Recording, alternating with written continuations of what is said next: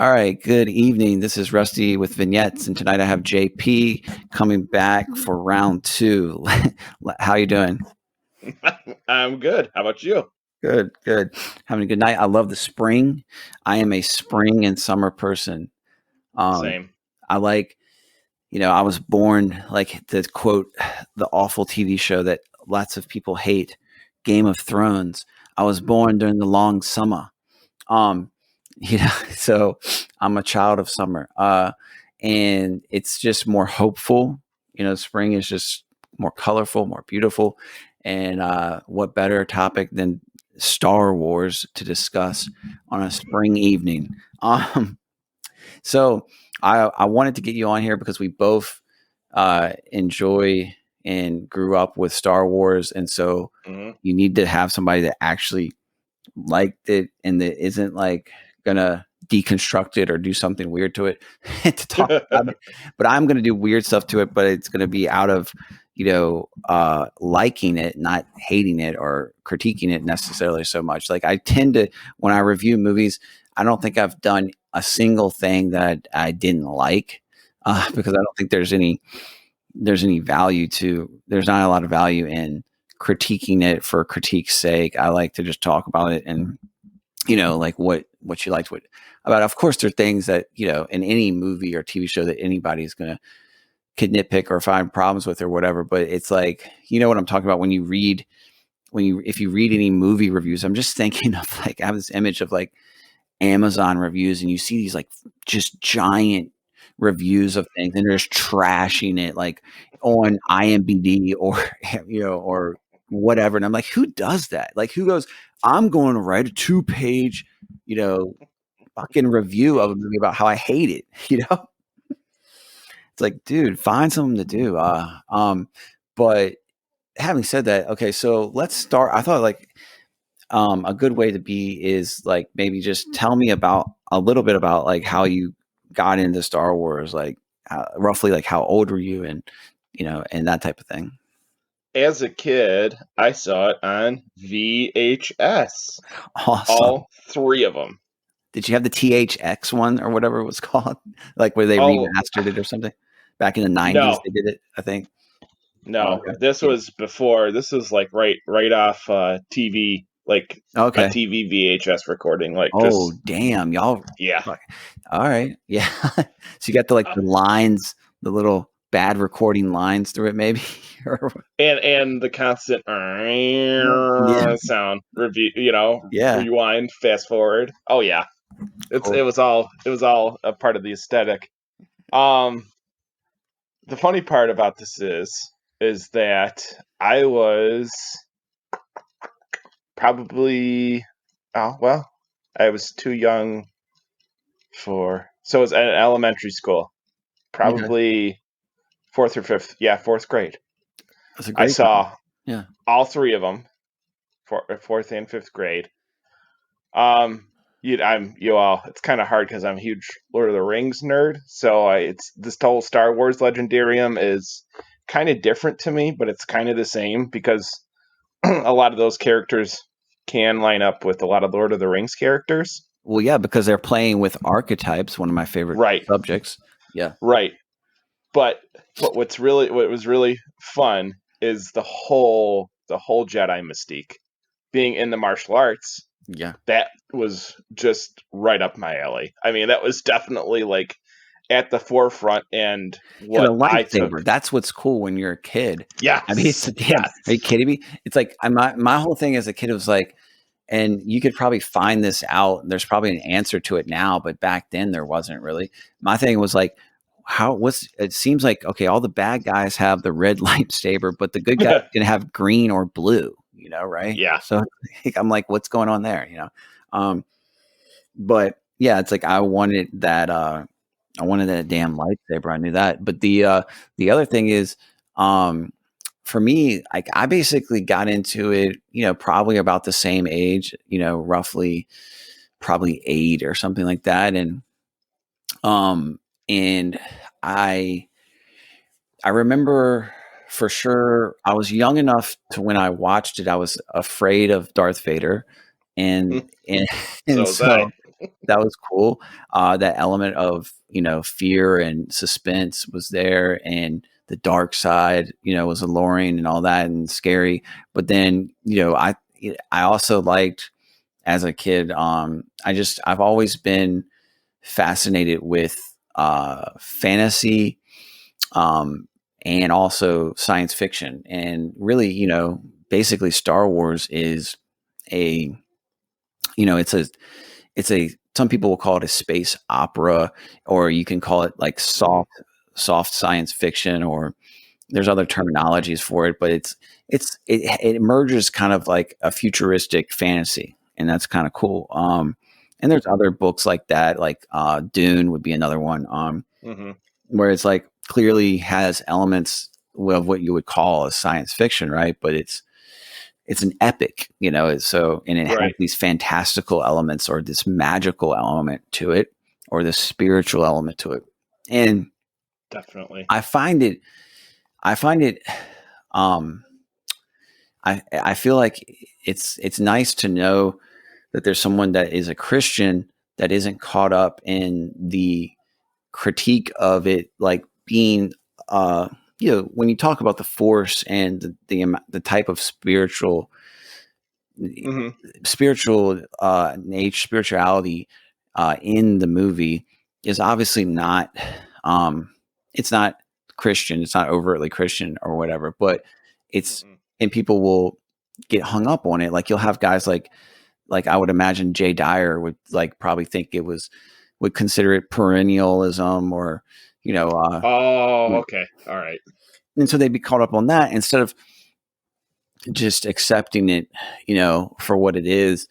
And to me, I never got that, but I was raised Catholic, and my mom, Mm-hmm. we would, I went to mass every Sunday for years, and I took um, confirmation at the normal age, preteen age type thing, um, and my mom was, never like very strict about, like, I mean, she wasn't letting me watch ultra violent things, but Yeah. she wasn't like, okay, this is not Christian, so you cannot watch it either. Yeah. So, Yeah.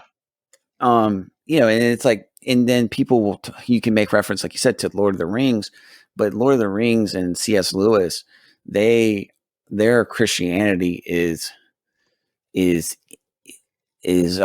guiding them in their storytelling. You can see it's influencing their Mm-hmm. world building and what's going Mm-hmm. on. You know what I mean? So it's like it's a little different where, George Lucas, I don't know what he's, what he is. I'm pretty sure he's not a Christian. And Yeah. yeah, so like, it's, and I think that anyway, it's refreshing to find someone that is, uh, an Orthodox practitioner, believer, that is just okay with that. You know what I mean? Like, have you ever got any or seen any of that weirdness? Kind of, to me, it seems Uh, well, the thing is like entertainment's for entertainment purposes okay. only. And movies, you can walk away from it. It's going to influence you one way or the other. Okay. Uh Obviously I've seen some terrible movies, which I'm the biggest fan of. Usually the more awful the movie is, the more I'll like it, just because of the cheeky tongue in cheek nature of the movie, or the humor, or if it's just like one of those just knockoff scary movies, I will laugh the whole time. I mean, it's just that hilarious to me on how Yeah, yeah. bad it is. So you're basically saying you can enjoy a movie for a movie's sake. And Right. it's a form of Well, entertainment. It's not. well, like icons in the church. Yeah. People are going to paint icons. They're called icon writers, by the way, but yet they put their artistic license on it as well. There's different icons I've seen that are just different Yeah. from church to church. Obviously, throughout the centuries, they're going to be different anyway. Um, but it's one of those things where that reflection is looking back at you, but that's not only a part of heaven, that's also a part of you, because somebody else made that, and they're putting their stamp on it, and you're seeing it for what it is, and you're not worshiping it, but you're venerating it for veneration's sake for your own spirit. And obviously there's bad entertainment, there's good entertainment. A lot of entertainment is just awful, but some of it is good.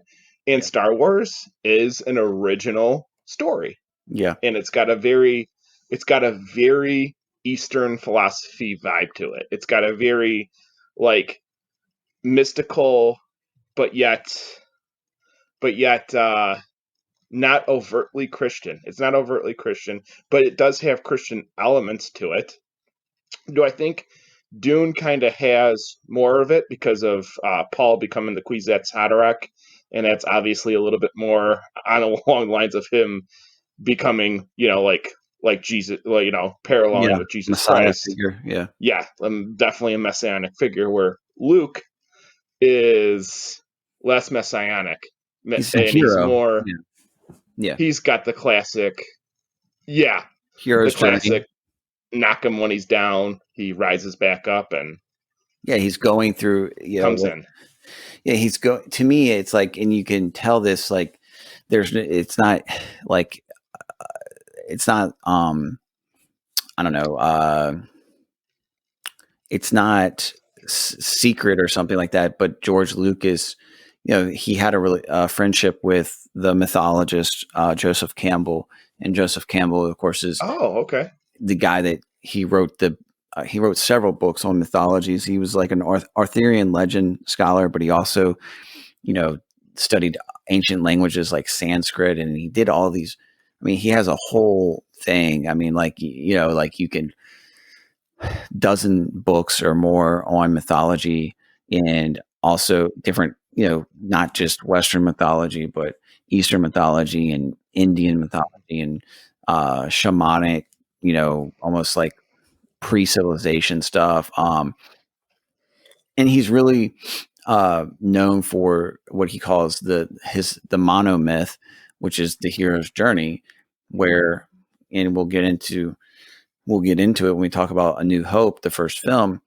But I mean, so you have George Lucas, who, to me, like, George Lucas is a lot of he's basically known for the Star Wars franchise and the Indiana Jones franchise. And I love both those franchises, basically. Yes. So Indiana Jones is awesome. So like as a kid, I watched those movies, and I watched them more than once, and to me, they work. Star Wars works because it does these archetypes right.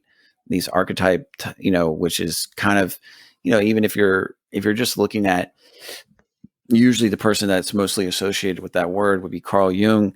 But but it's Carl Jung doesn't have a monopoly on the word archetype. He didn't create it. You could go all the way back to Plato's forms, obviously, influenced people's view of an archetype. I mean, even the philosopher Immanuel Kant had kind of a notion of archetypes. And so anyway, whether you're talking about ancient philosophy or you're talking about more like early modern period philosophy, or you're talking about a mythologist like Joseph Campbell, you're seeing these references to archetypes. And I think, I don't know, for me, that's probably one of the reasons why,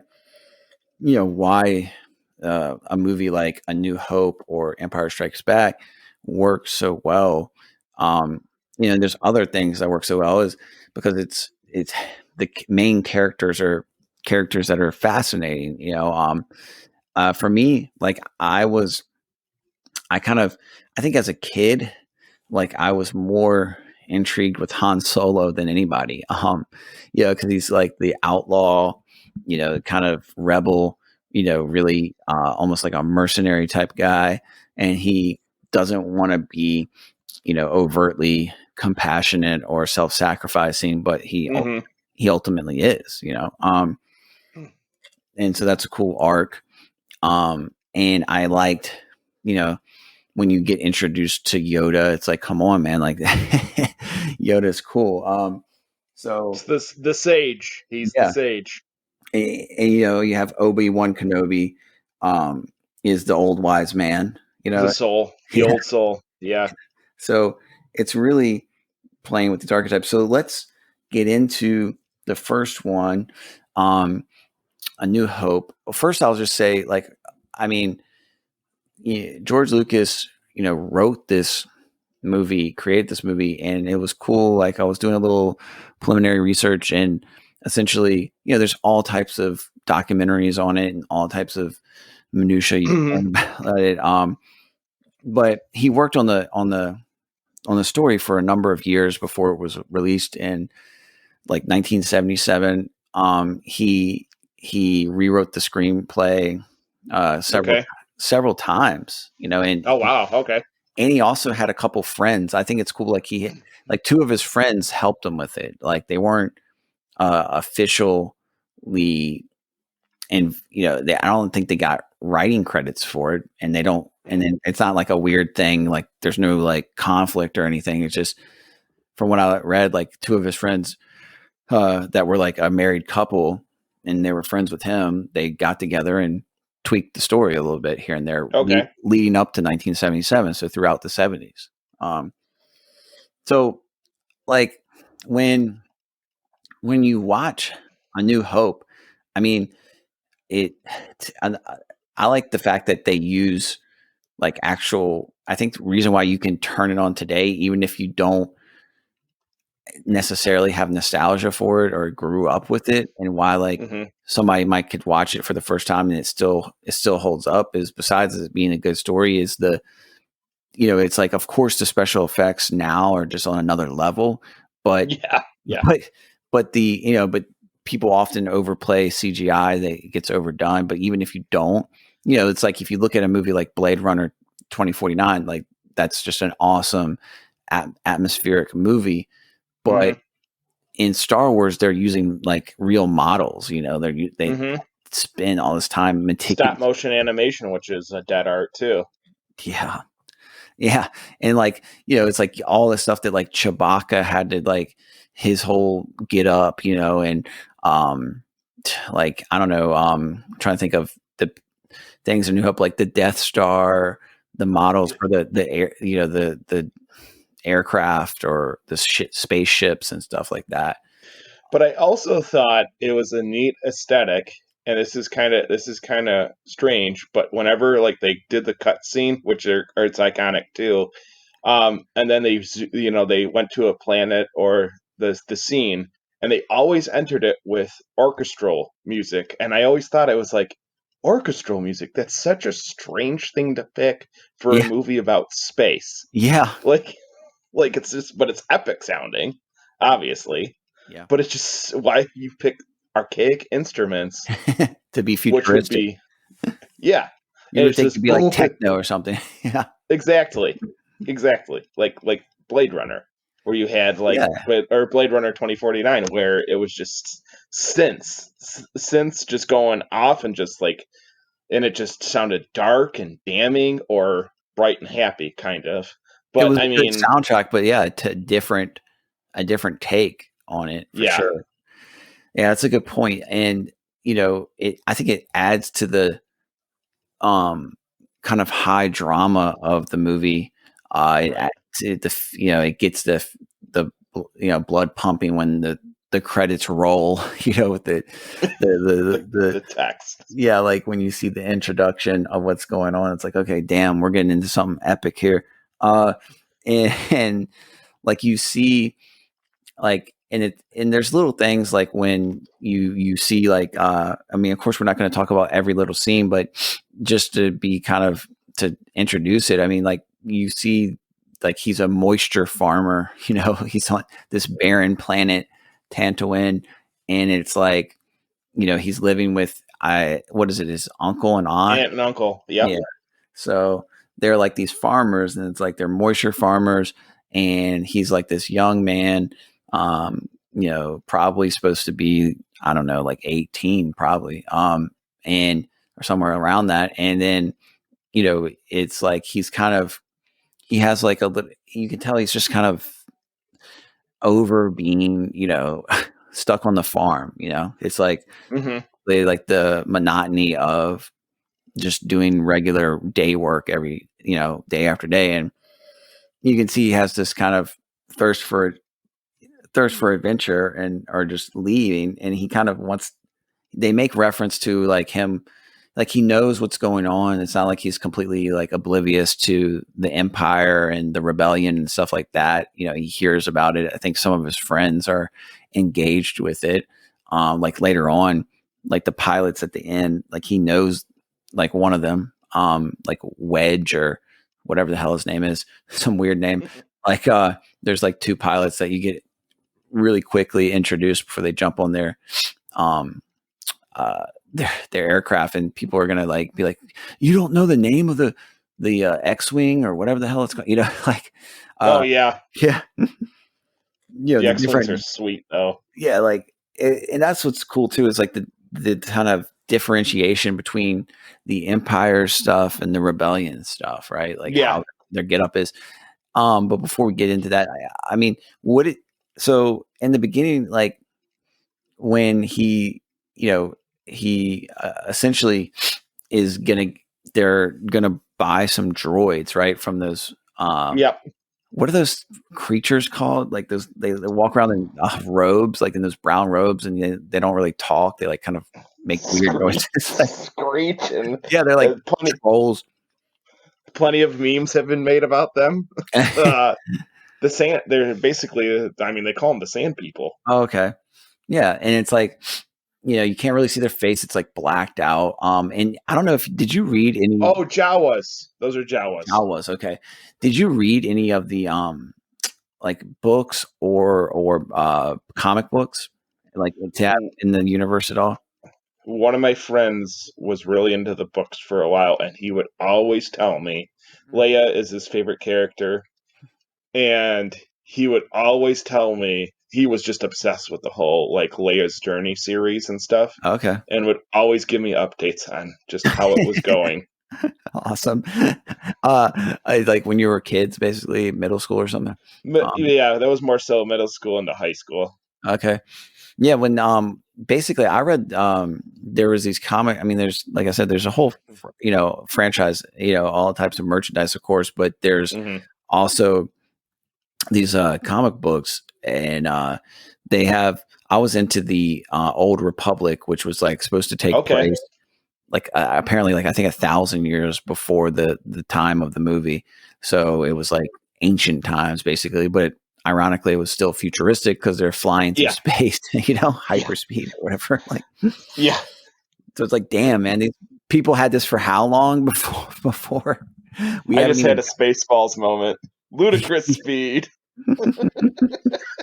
I love that movie. Oh, what do you want? Merchandising. How do you make it? This is how you make it. Well, the crazy thing about it is that this was one of the first movies that had rolled out like action figures and just, you know, playing cards and clothes and all that stuff was wrapped up in it, and it's why it probably went from, you know, there was just this whole spread for it, you know, video games, amusement park attractions, all that stuff. Lunch boxes. Yeah, lunch boxes. T-shirts, underwear. There was definitely like the helmets, like Darth Vader's helmet, Boba Fett's helmet. Yeah. Who are the other? Well, Star Troopers helmet, probably. Star Trooper helmets. Oh yeah. Star Troopers. Actually, that also reminds me, there's a meme where the top of it says, "Oh man, I haven't been getting any sleep," and it's like guy like dressed as a stormtrooper, and then the cut scene on the bottom says, "This is his alarm clock," and it's an alarm clock with a target on top of it. Okay, that's a good one. I mean, yeah, it's like a lot of people, you know, that are like Generation Z probably. I mean, some of them probably. I mean, of course, some of them have watched the originals, but a lot of them probably, you know, people that are like, you know, in their teens or early 20s may have definitely not seen them, and they just know them from the memes, which is a weird phenomenon that we're in now, like where, you know, things from the 80s and 90s have just been memed into their own type of simulacra or a copy of a copy. Yes. And some of the people on Telegram will enjoy that reference because I was obsessed with Baudrillard's Simulacra and Simulation, which is Okay. it was this fucking horrible book, but it because like you go down a rabbit hole of just nihilism essentially when you read Okay. it, because you're just like everything's just you know gets into this hyper reality where you cannot tell the difference between what's a simulation and what's real, and Whoa. Okay. that's why you see the Matrix memes all the time with, and that's where the red pill came from, you know. And in that movie, The Matrix, the Keanu Reeves character like is reading Baudrillard's book, Simulacra and Simulation. Anyway, that's a little divergence, but anyway, um, so like I'm sitting here like, okay, so when you are watching this thing, it's like, first of all, I wish I would have. I never, of course, watched. I didn't watch them in the theater because I wasn't old enough or whatever. I wasn't even alive during some of, well, like almost Me too. first two of them. I wasn't alive, so you know, it's like if you, I don't know. I can imagine like going there to the theater. Apparently it's like kind of like Jaws was another one. My dad tells me like Jaws and Star Wars were just these huge phenomena culturally, like at the box. People would go to these movies repeatedly. You know, it wasn't unusual for people to watch it 2, 3, 4 times in the theater, which is probably the best way to watch it, really, if you can get some real good surround sound, huge screen. But now people have, you know, basically have that in their living room if they want it, if they're middle class or whatever.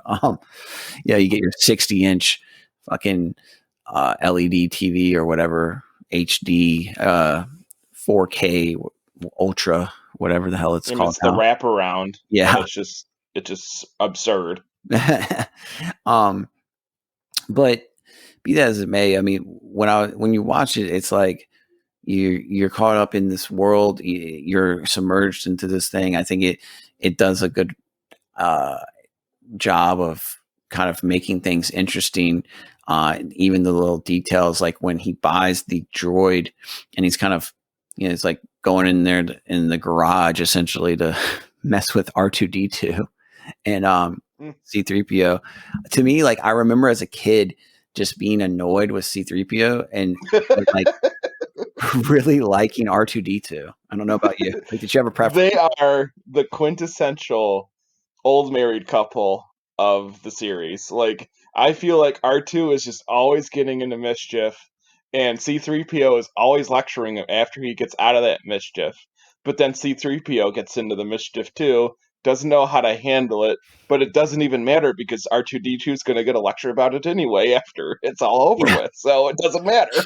It adds levity to it, obviously, and it's funny. Kind of like how the Chewbacca character, you know, adds another layer of that, which is cool. And you know, so he's cleaning up R2D2, and he just gets this message, which at the time that was cool. Yeah, you know, having this like projection of like a hologram. You know, my dad would say like he thought that, you know, the future of video games would be holograms. You know, yes. Yes, I remember that being a big, like, soft disclosure kind of thing. What was the Sega system that they were trying to do that with? Oh, I don't know. I didn't know there were Saturn, or no, was it Sega Saturn? Well, it's like, remember the game that they're playing, like that's kind of like chess. Yes. On the chip, like, these creatures, like that big ass thing, whatever it is, that like a monster that Luke has to kill in the third one in Return of the Jedi when he's under Jabba the Hutt's thing. We'll get to that later.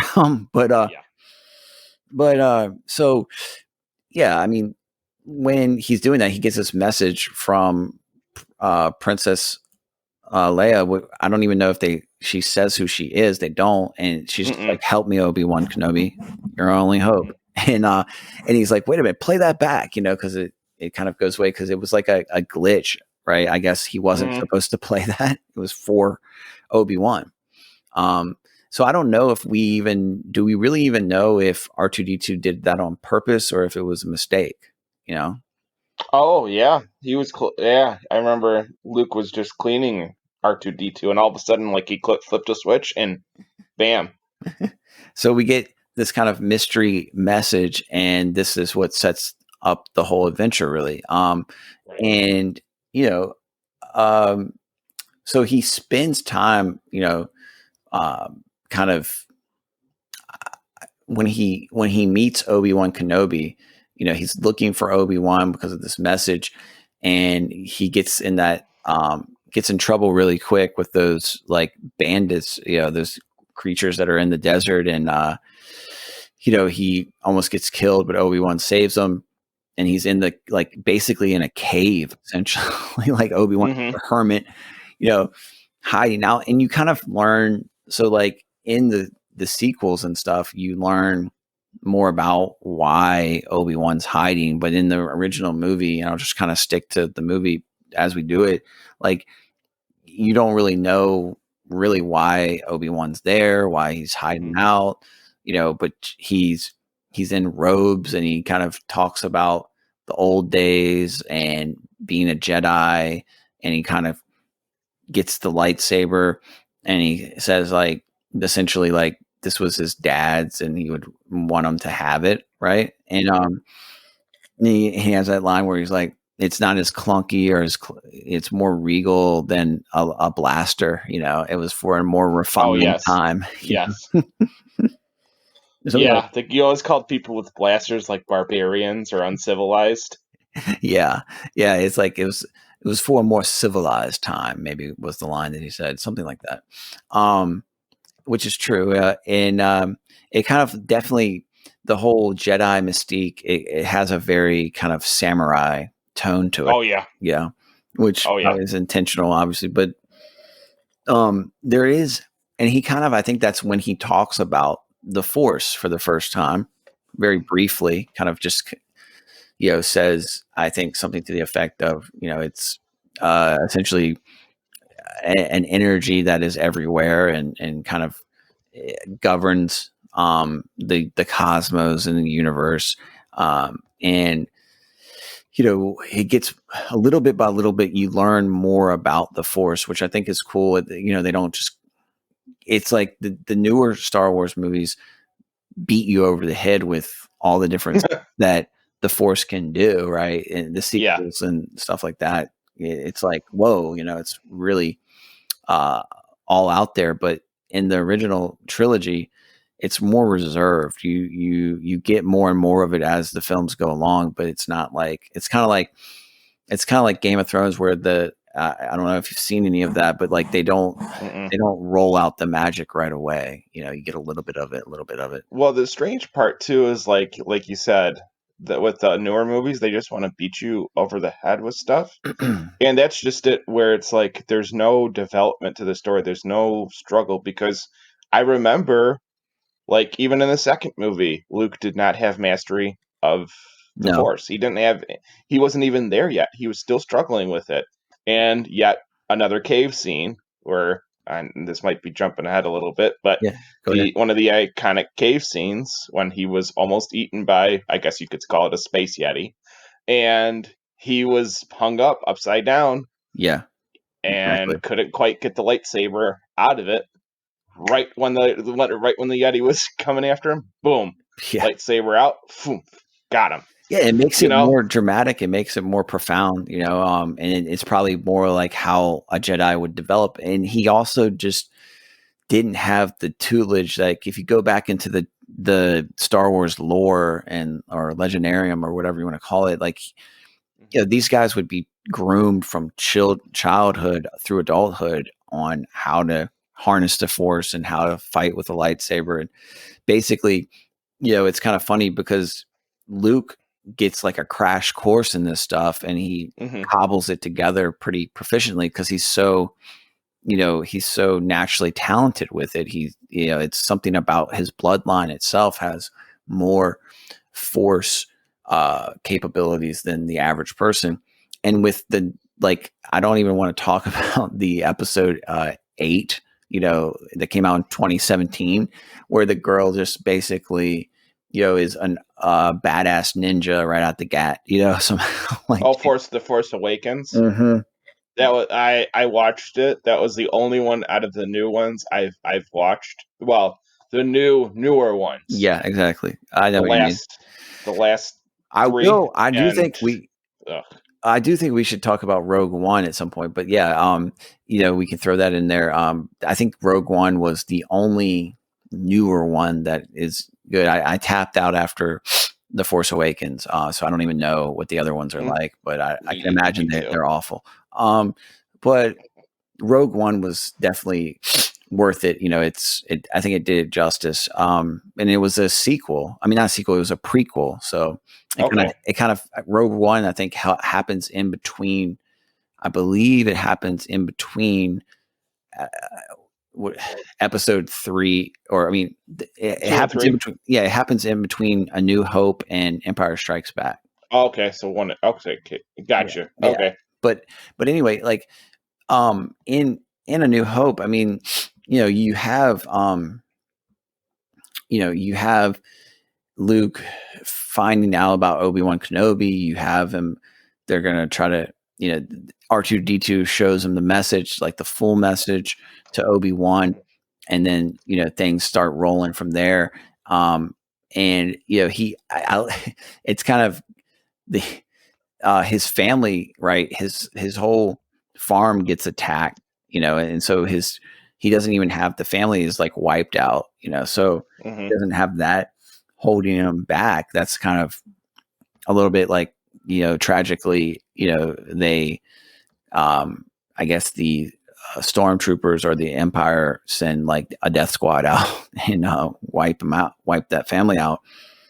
I believe that's basically what happened. And, he doesn't have that. They need to get off the planet to get to Princess Leia. And they have this famous scene, at the bar where they're trying to get a spaceship to get off the planet. And this is where you get Han Solo. So what do you think about, Hans and Chewbacca and that whole dynamic? Chewbacca and Han. Well, I mean, I'm a dog person, so Chewbacca kind of like, it's kind of like a big grown dog in a way. Yeah. But he's also like, I think he also like speaks to like our more animalistic natures, like if something doesn't go right, he just smashes it and it's just like over. Yeah.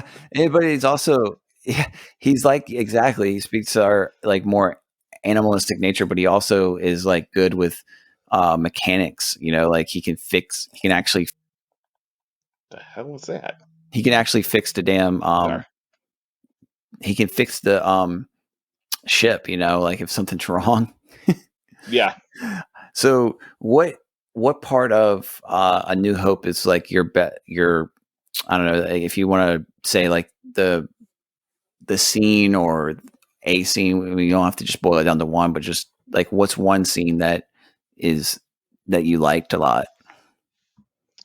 Well, the Han shot first is, I know, kind of a hang up for people. Cause did he shoot first? Or did he? Yeah. Or did he not? I think he did, but I'm not sure. Okay. I'm not sure on that exactly. I liked the band that was playing at that bar too. They were pretty awesome. That's what I thought the music would be more like in Star Wars, by the way. But I like what you said about Han Solo. Like he's the reluctant hero. He's not the outright hero like Luke is. Luke obviously sees his purpose and sees the drive because of his his bloodline and what he might be predestined to do. But Han is like, I don't know, or I don't know. Why should I be getting involved with this? And do I need to be really getting involved with this? Well, how am I going to benefit from it? How much money am I going to make off of it? True mercenary right there. He keeps on referencing the money for sure. Oh yeah. And then in a way, I feel like a modern day version of it would probably be like Star-Lord from the Guardians of the Galaxy, which in a way I could see how Star-Lord is influenced by a character like Han Solo. Uh, Obviously Star-Lord's a little bit more, partly Luke and partly Han. He draws from both characters, but uh, it's funny because Han is, well, he's obviously played by a very strong actor. Harrison Ford, in anything that he's in, always kind of steals the show.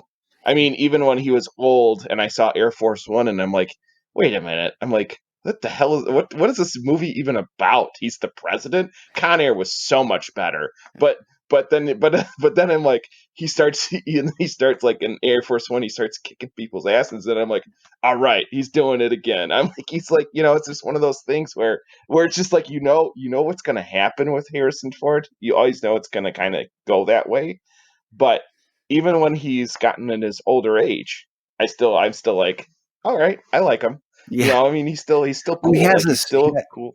yeah, he has a swagger in Star Wars and Indiana Jones, obviously, that's just, undeniable. And he has charisma, he's confident, and he's sure of himself.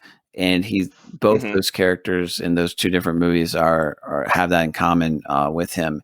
I think that's one of the reasons why it kind of throws people off when he did Blade Runner, because he's so reserved as a character in Blade Runner. Okay, But yeah, as Deckard, yeah, yeah, he's not as outright himself, but he also played a good like detective, basically. Yeah, because he let that movie kind of go for itself versus like Han Solo, where it's just like, yeah, I mean, he's basically just flying by the seat of his pants at every given moment.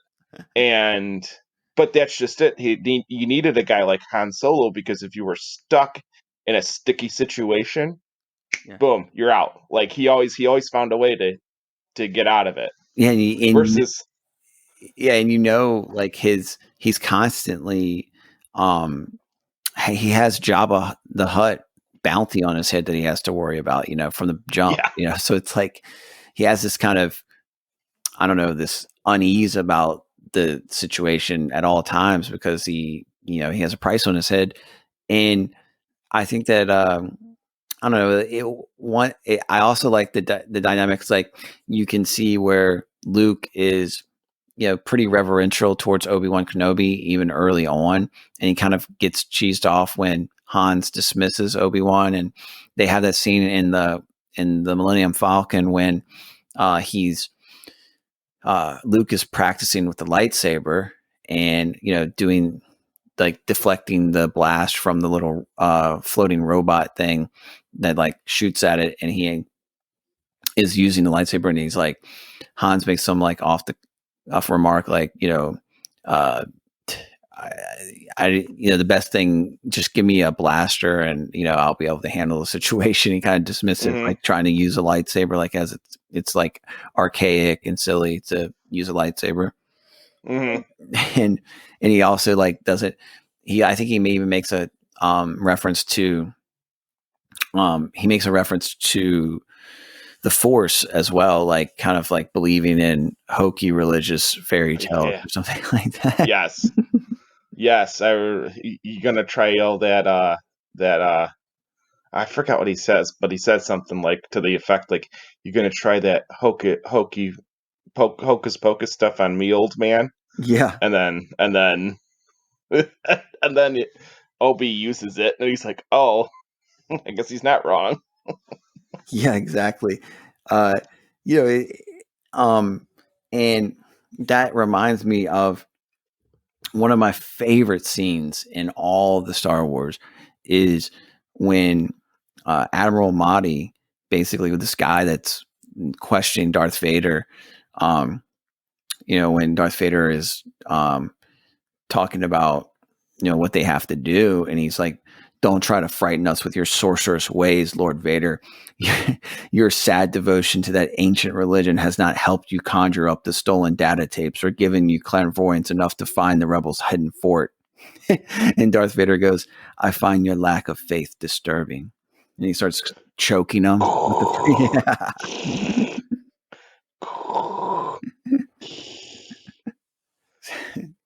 yeah, man. Like that whole like I find your lack of faith disturbing line is just great, man. I So mean, you can't pick anybody better for a voice than James Earl Jones. Like, I think the guy that but that was the voice, but the guy that played him right was some big dude too, like apparently like a former bodybuilder or strongman, okay, like that. He was okay, a tall guy, and so like I mean, he seemed tall in the movie, but I mean, I don't know how exactly. It's just usually he just seemed like he was bigger than the person that he's fighting, like whether it be Obi-Wan uh, or Luke Skywalker, of course. But like, hmm he he just it's like that's another thing. Like Darth Vader's whole get up is just again something that he steals the show with very little words. He's on the screen, basically you're drawn into him because he's dressed in black and obviously the bad guy. But you're as a kid, especially, you're just kind of captivated by his aura, essentially. hmm And the music doesn't hurt, capturing the mood. dun, dun, Yeah. dun, dun, dun, dun, dun, dun. All I know is to bring up the segue a little bit into Rogue One, when he went ballistic on those people right off the bat, like when he was like throwing people against the wall, using the Force, like swatting people away with his lightsaber. I think in the theater when I saw Rogue One, which was in 2016, I started the audience to like clap during that. Everybody was like, "Whoa, shit!" Because you like finally get to see Darth Vader wreck shop. It's As exactly you've always wanted yeah. to. Like, They needed that in the first one. They never quite get that in the trilogy. hmm So that's one of the good things about Rogue One, because it's like, you don't, again, like they don't beat you over the head with using the Force, like being able that you see in the sequels, where like whether it's Yoda or a Sith Lord of whatever type, they always in those sequels they're doing things because the special effects are probably more fluid and easier to do, and CGI and all that stuff. So they have a kind of an easier way of displaying it is part of the reason, but it's probably also because they want to like jazz it up some, but it's like that's part of why the originals are so good, is that they don't overdo it. So it's like finding that balance, essentially. But so you know in A New Hope, another scene that stuck to me, especially like frightened me as a kid, is when they get stuck in the garbage disposal, oh yeah. on the Death Oh Star. yeah. So they're not on the Death Star, they're on the starship, some one of those giant, whatever they're called, they're just huge, just ginormous starships, and they are trying to rescue Princess Leia, and she like says to Luke, like, "You look too small to be a star trooper." You're a little short to be a stormtrooper. And he's like, "I'm Luke Skywalker. I'm here to rescue you." Like, don't you know this? Basically, like, it's so funny how he like introduces himself. And they're in a tight spot, and they basically have nowhere to go, and they have to go down a garbage chute, essentially, and they land in that, just this packed thing, and it's like Compactor. Yeah. pretty quick. Pretty quick. They're like, okay, how do we get out of here? And then they see like something move around, and they can't get out, and then it's like it grabs hold of Luke and drags him under, and it's like watery and nasty, and they're freaking out trying to get him back, and they blast to let the creature release him, whatever it was, and they're sitting there in the freaking garbage posters, it's Luke, Han, Leia, and Chewbacca, and R2D2 and C3PO are. This is what the movies do a good job of using at different intervals, using specifically R2D2 to save the day, which is kind of a nice little touch there. Mm-hmm. Yeah. Oh, like when he's in that control room, Yeah. and they're trying, and he like Yeah. C3PO is there, and then Chewie's mouthing off, and then Han is telling Chewie to shut up, and then C3PO is freaking out on R2D2. It's just like it's like the Four Stooges. Yeah. And then yeah, he's like, so they almost get smashed, but at the very last minute, of course, R2 saves the day and stops the compression from closing the walls, and they get out of there, and they get out of the ship. They're able to. Before that happens, actually, when they're trying to make their escape, they see Obi-Wan, and Obi-Wan has that confrontation with Darth Vader.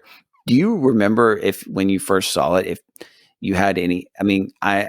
It's so hard to say what I initially thought, like the first time I saw it, because it was so long ago when I was a kid. But I definitely didn't think Obi-Wan was going to die. I don't think. Yeah, I didn't think that. I thought he was going to escape with all the heroes and be Luke's and be the hero's mentor, coach, right? Old wise man, and so that was, I think, why I kind of go back and forth about what I think is a better film, if it's A New Hope or Empire Strikes Back. A lot of people say Empire Strikes Back is the best one out of the three, but I don't know, man. To me, like, they're basically neck and neck. I can, on a different day, I could say something different. So Obi-Wan has this confrontation with Vader, and I love the line that Vader says when we last met, I was but the student. Now I am the master. Mm-hmm. The circle is now complete. Mm-hmm. And he's like, only the master of evil. Yeah. Dun, dun, dun.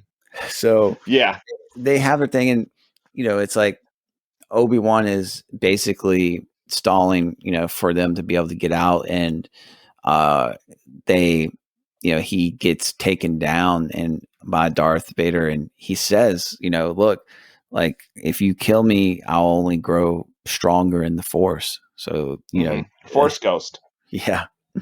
which adds a whole new level of mystique and mysticism to the Force, which is cool, man. It's like, again, they don't constantly have him talking to Luke. They have it here and there, throughout the saga. But right, like his Collins, like Luke, do you hear me? And you're like, what? God? No, it's just Obi. Yeah. And so, basically they of course get into some more squabbles here and there. But there's like the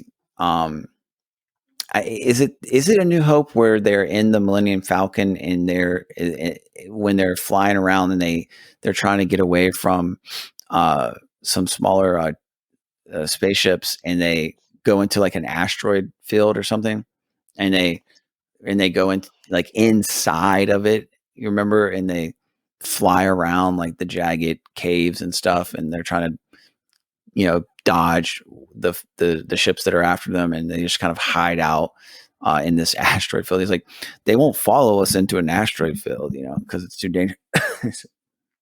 I think that was, I'm not sure if I'm confusing that with, maybe it could have been Return of the Jedi even, but I think it was A New Hope. I don't know. They're like kind of like in the middle of the movie. And when the rebellion, what do you think about the Empire and the rebellion? Like, what's your take on how you see things?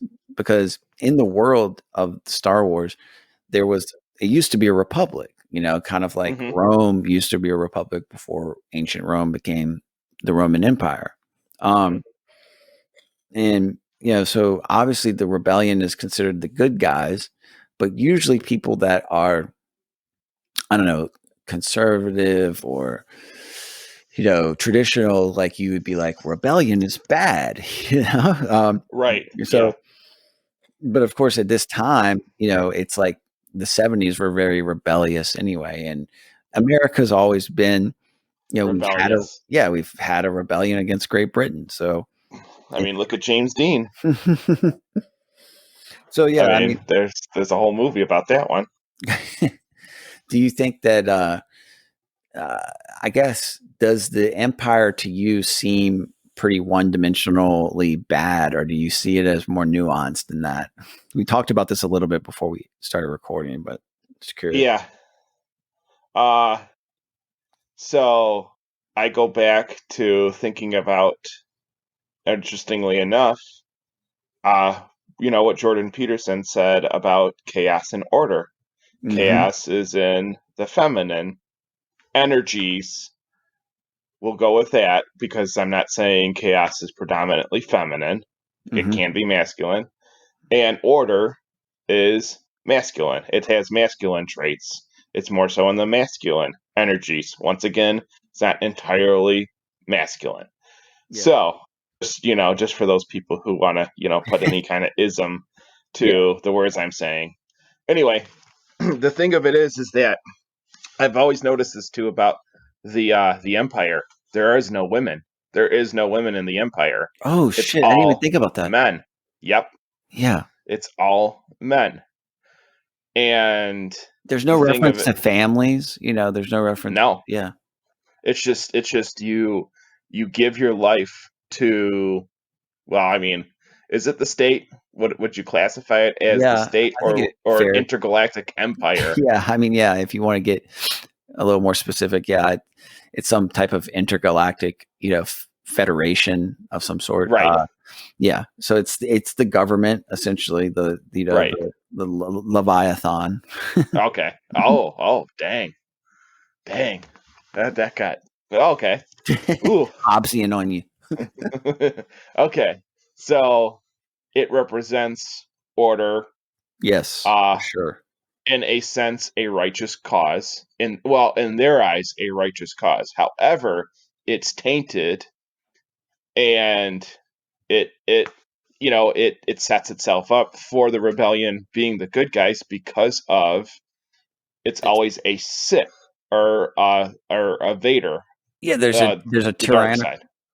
there's a tyrannical element to the empire that, like Peterson says, when you get consumed with control and order, then Hmm. you can take it too far. There's no balance to having some sort of openness and some type, letting certain things in. It's like, yes, you need a border, right? You need a territory, you need a perimeter, and you need to be dutiful about what you let in, what you let out, and guard, uh,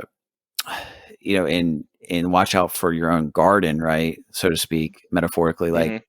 for the snakes that can come up from within your own backyard, essentially. So what happens is, like, I think to me, like, a lot of things come down to, like, when you think of ideology or politics, it's like, do you prefer a hell that is a hell of order or a hell of chaos? Hmm. What is like your biggest fear?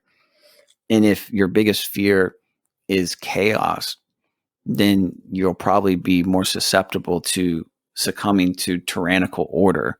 Whereas if Hmm. your biggest fear is tyrannical order, you will probably be, you know, vulnerable to a hell of chaos, like, yeah. Oh yeah, So, because the balance they both balance yeah. and offset each other.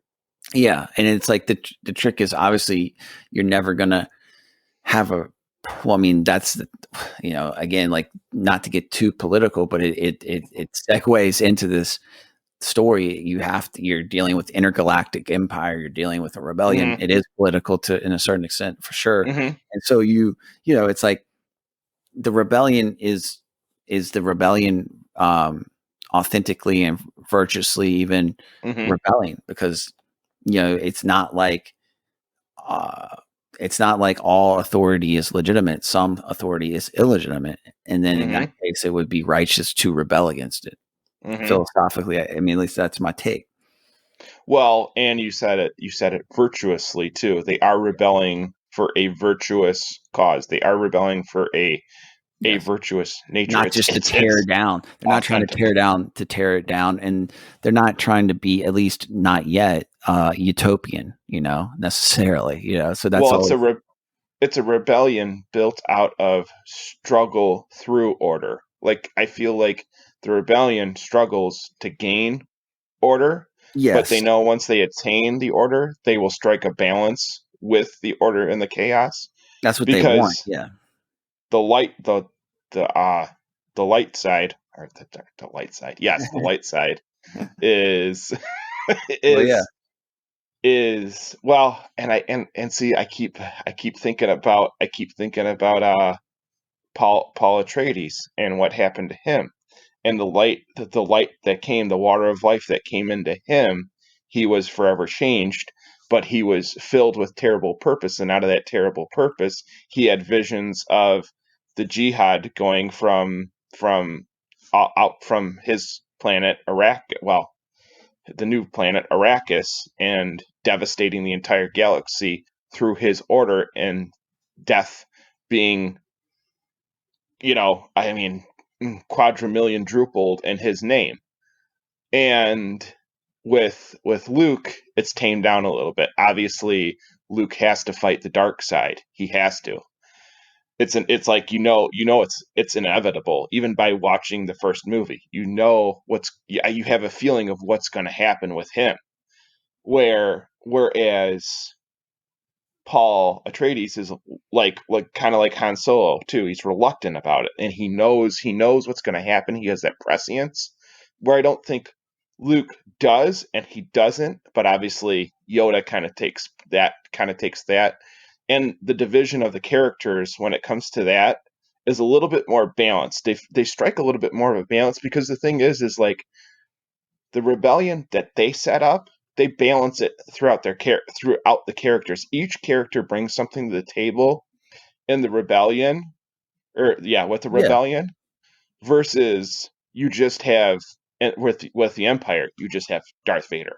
Like he's you have the Emperor. Yeah, you have the Emperor Palpatine. Well, Emperor, yes, of course, because and talk about memes. The Emperor talking. I love democracy. I love a democracy. That's a great meme of Emperor Palpatine taking advantage of the situation to quote unquote retain order and get their way. The intergalactic empire gets their way all the time because of the use of this imposition the dark side brings to the table. And it's also interesting that I don't know if it's the first movie, or I'm pretty sure it is, but if it's not in the first one, it's in the second and third one. When they're having like a council meeting with what the like leadership is of the rebellion, when they're planning their attack or their maneuvering. On Hoth, yes. The guy, he'll say, even though they're not Jedi, they'll say, "May the Force be with you." At the end of it, when they give like the last command or the speech or whatever.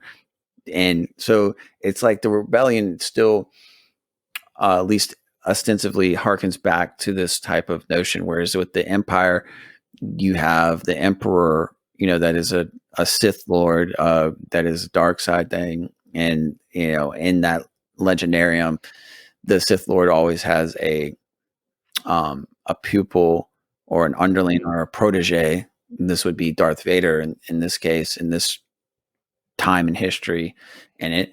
And so and basically there's always a tension between the Sith Lord and his protege. And that's what, and the protege always, or gets killed or by his master, or he kills the master. Whereas obviously, with the Jedi, they don't kill each other. They try to nurture and groom each other. So, and yes, that goes back to there's obviously women in the rebellion. One of them being one of the main characters. Yeah. As awkward as it is, he kisses his sister. But we got over it. That's another thing that's funny about the first one is that he doesn't know that, and there is a little tension between him and Han over Leia. It's like there's just different little scenes here and there where it's like, is like Han thinks that she likes him, and I don't remember exactly what they say, but he's like satisfied with the fact that he is pretty sure of himself about that situation, and it kind of pans over to Luke, and Luke is kind of like kind of disgusted with it and like pissed off. It's like, yeah, this cool guy is gonna get the girl, but yeah, it's funny too because like when you're watching it for the first time, you don't know that they don't know that Leia and him are twins, and so when basically at the end of New Hope, they have this climactic battle to destroy the Death Star. And when I was doing a little research on it, like I said, when George Lucas was writing the script, he initially didn't the script was huge. It was like 300 plus pages, and he was like gonna have to make it smaller, obviously, and then it became this thing where they knew that they were going to have a sequel, assuming that it did decent or well, not knowing how well it really would do, of course. But he kind of interestingly in the story, and it kind of makes sense after you've watched all three, that it wasn't in the script originally to have like 2 Death Stars. It was just going to be one at the end. Oh, okay. So also they were going to leave it hanging. Yeah. And do a new series. Yeah. Yeah. And so in the first one, that's the climactic battle, right? To somehow try to destroy this thing because it destroyed Princess Leia's planet. It's a planet killer. I mean, it's kind of like all of our nightmare scenario where you have nuclear holocaust or something, but it's not even that. It's like instantaneous obliteration of a freaking planet. So terrifying. And so I think that stuck in my psyche basically as a kid, like, oh my God, like what if you could just wipe out a whole planet? Oh yeah. Yeah. Even like in with the Infinity Gauntlet to bring it up to speed with all the kids out there.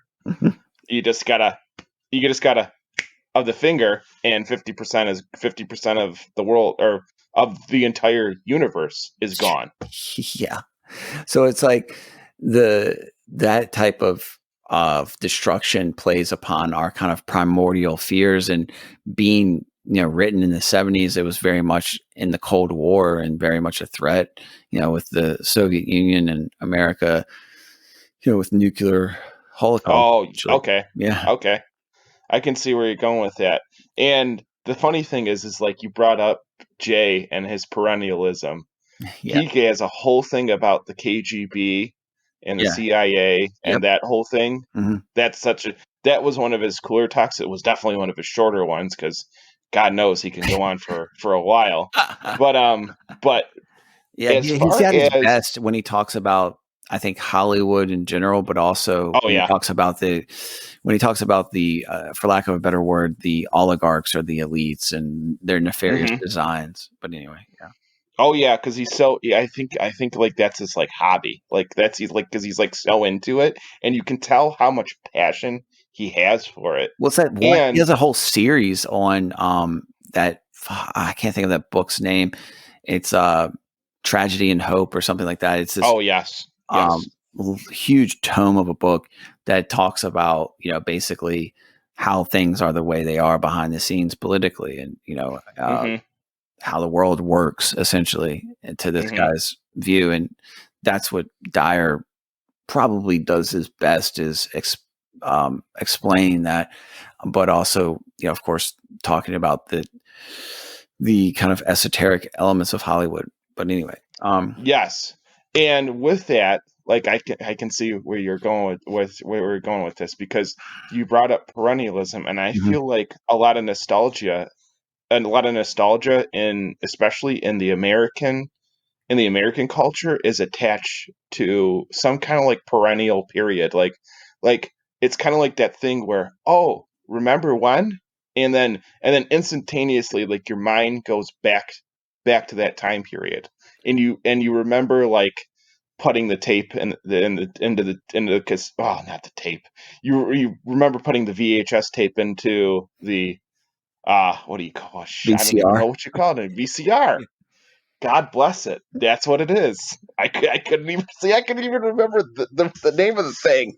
And you put it in, and you just you get you like there's that connection. You get that that kind of like that hardwired connection, and then bam, the movie's on the screen. No, well, I mean, you got to sit through commercials now, depending on how old you are. But uh, like it's one of those things where you hit it, and like you're gonna be in that world, that escapism, for a little short period of time. But as a kid, it's so different. It's obviously a little bit more overblown because of your imagination, and you're way more impressionable versus what you are now. Like when I listen to an old song, you get those feelings that come back, obviously. When I listen to an old song, you're like, oh yeah, I was some punk kid in high school. Like this, Yeah, you I attach to a was, time and being, to yeah, time and place. yep. And it's I think that's the part of the nostalgia, and that part of the perennialism that people forget about. I don't so much attach like a lot of philosophical context around it, because to me, people are going to remember things for whatever reason, and it's just going to come out. And to me, that's organic. That's very Well, I organic, and mean, it doesn't have a sense of. well, I think I get what you're saying, but I think that with people's, I mean, again, like to not, I mean, we both agree that you can enjoy film or story regardless of whether or not it doesn't have to be your religion, or it just has to not be evil, Mhm. to enjoy it, like overall. And like you could say something is even hinting at spirituality or some sort of spirituality that is not overtly Christian and still be good. In a sense, is it portraying good morals? Is it trying to vouch for virtuous behavior or not? Mhm. And irregardless of the type of uh, the type of doctrine that you believe in. But the thing about perennialism is that I think people's hang up on it is that if you are someone that believes in a certain type of religion specifically, if you are a Lutheran or a Catholic or an Orthodox, or you're a Sunni Muslim or whatever, like you have your dogma, you have your doctrine, and you know that there are certain universal truths, right, that are outside of, well, it's like it depends on your frame of mind, but most Mhm. people they wouldn't consider these universal truths outside God's um, will, because you would see it as, well, of course these are universal truths, like, I don't know, like the fact that there should be a mother and a father, right? Simple things like Mhm. that. Another one would be love. Another one would be the fact that um, I don't know, like a universal truth of numbers is another one, a big one, that there, you could take two pens to represent the number two. And if I take away one of the pens, there's still a number two. There's still that notion. Mm. That's a universal. Um, Regardless of whether or not there's a tactile sensory output that you can point to and say that is two pens. The the actual idea of or form of two exists regardless of whether or not you can see it. Um, and that's a universal. And there are many others. And I think that someone that believes in a certain faith would say that that doesn't, it's, of course, it doesn't contradict or go against God or whatever, but it's, but someone else that's not a believer of that specific faith could still recognize that truth. Right. So I think people's caught up on perennialism is that the fact that you can see these motifs, these images, these archetypes as existing outside of a particular religion. And I think, I don't know, I think that that's part of the hang up with guys like Dyer is that he doesn't want people to just kind of value mythologies and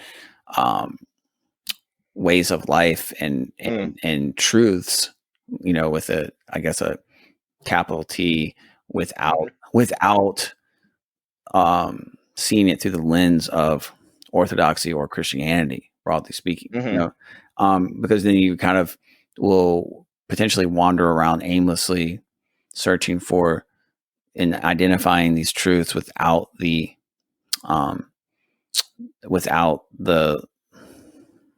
love of God or without Christian identity.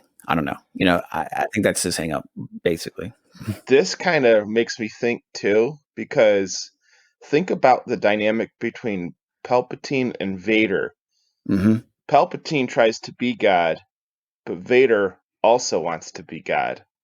Yes. So if you think about that and their own power struggle that's going on between them to restore quote unquote order, how are they going to restore that order? Are they going to do it through their own egoism, malevolence, or are they going to do it through benevolence? And that's the thing. Like, it's like, is it going to go towards that path? Is it going to go towards a path of highest good for the best expected outcome, or is it the highest good in their eyes for their own orderly outcome? And of course, it's the latter. Yeah. But in their eyes, they think it's the former. Maybe, yeah. I mean, you ever have to get into their head. I mean, I think that, in other words, it seems like you're asking, are they true believers? You know, and I would say, you know, they probably are. I think Vader is. I don't know about Palpatine. It's like it's the question with all people that become very powerful. It's the old adage that ultimate power corrupts ultimately. Yeah, it's very old adage. And see, there's a thing like you see that in Christianity, and I love to bash the West when it comes to that.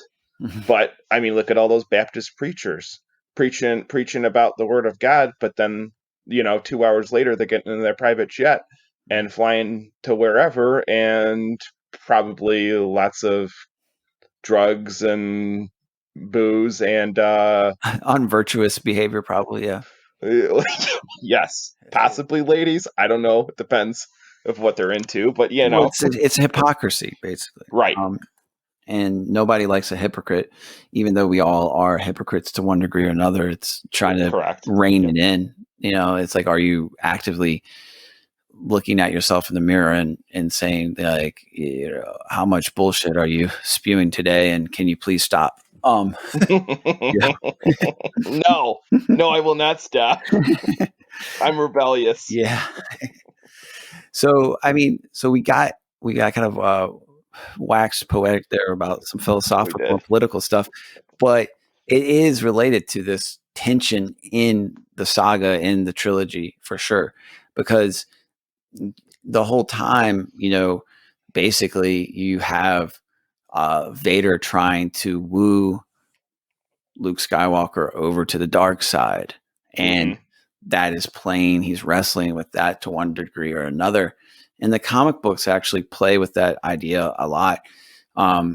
Interesting enough, like, there was a time where, after the whole epic ends in the story in the comics, Luke basically dabbles in the dark side directly, apparently, and then he Okay. comes back from that, back Whoa. from the edge of of being too close, to the abyss, but in so in the climactic battle, they destroy the Death Star, and it's really cool that I thought that when you get a little taste of like Luke Skywalker and Darth Vader haven't confronted each other directly, and he doesn't know, both don't really know that Darth Vader is behind them in the ship, trailing them on him, and he's like has that line, the Force is strong with this one, he's Oh yes, yeah. As he's like outmaneuvering it, and it looks like he's going to be right on him. Darth Vader's going to be able to destroy his ship, and then boom, out of nowhere, the Millennium Falcon takes out Vader's ship and sends him off course, flying over out of orbit or whatever. And Luke gets the pinpoint shot to blow up the freaking Death Star, I believe that's the asteroid field you were talking about, the asteroid field scene, because they had a battle in the asteroid field and they had to escape. Okay. Yeah, I don't know. I'm confused about that right now, about the chronology of that, it's cool that in the New Hope, basically, you really do see like a full. It's aptly titled as A New Hope, because you have hope at the end. You get to see Luke and Chewbacca and R2-D2 and C-3PO stand up there and get their Medal of Valor or whatever, and that it ends on a happy note. Mm-hmm. So it has like a real completion to that journey, even though the Empire is very much still out there. But the mission was a success, and it looks like things are looking better for the rebellion, or the foundling republic to be they're trying to remake. And that gets us into the Empire Strikes Back, and you reference the scene in Empire Strikes Back where he's attacked by that Yeti, and it's cool that to me that's another aspect of Star Wars that's fascinating, is all the different planets and like terrain and topography or whatever, where you see you have this ice planet, but you also in Return of the Jedi have like a woodland, with the Ewoks, that whole primitive dynamic. And over in Empire Strikes Back, you have, again, like in the first sequence, is on this ice planet, and they're have this epic battle with the Empire. You see these cool things that you didn't see before, like those big giant walkers or whatever they're called. Oh yeah.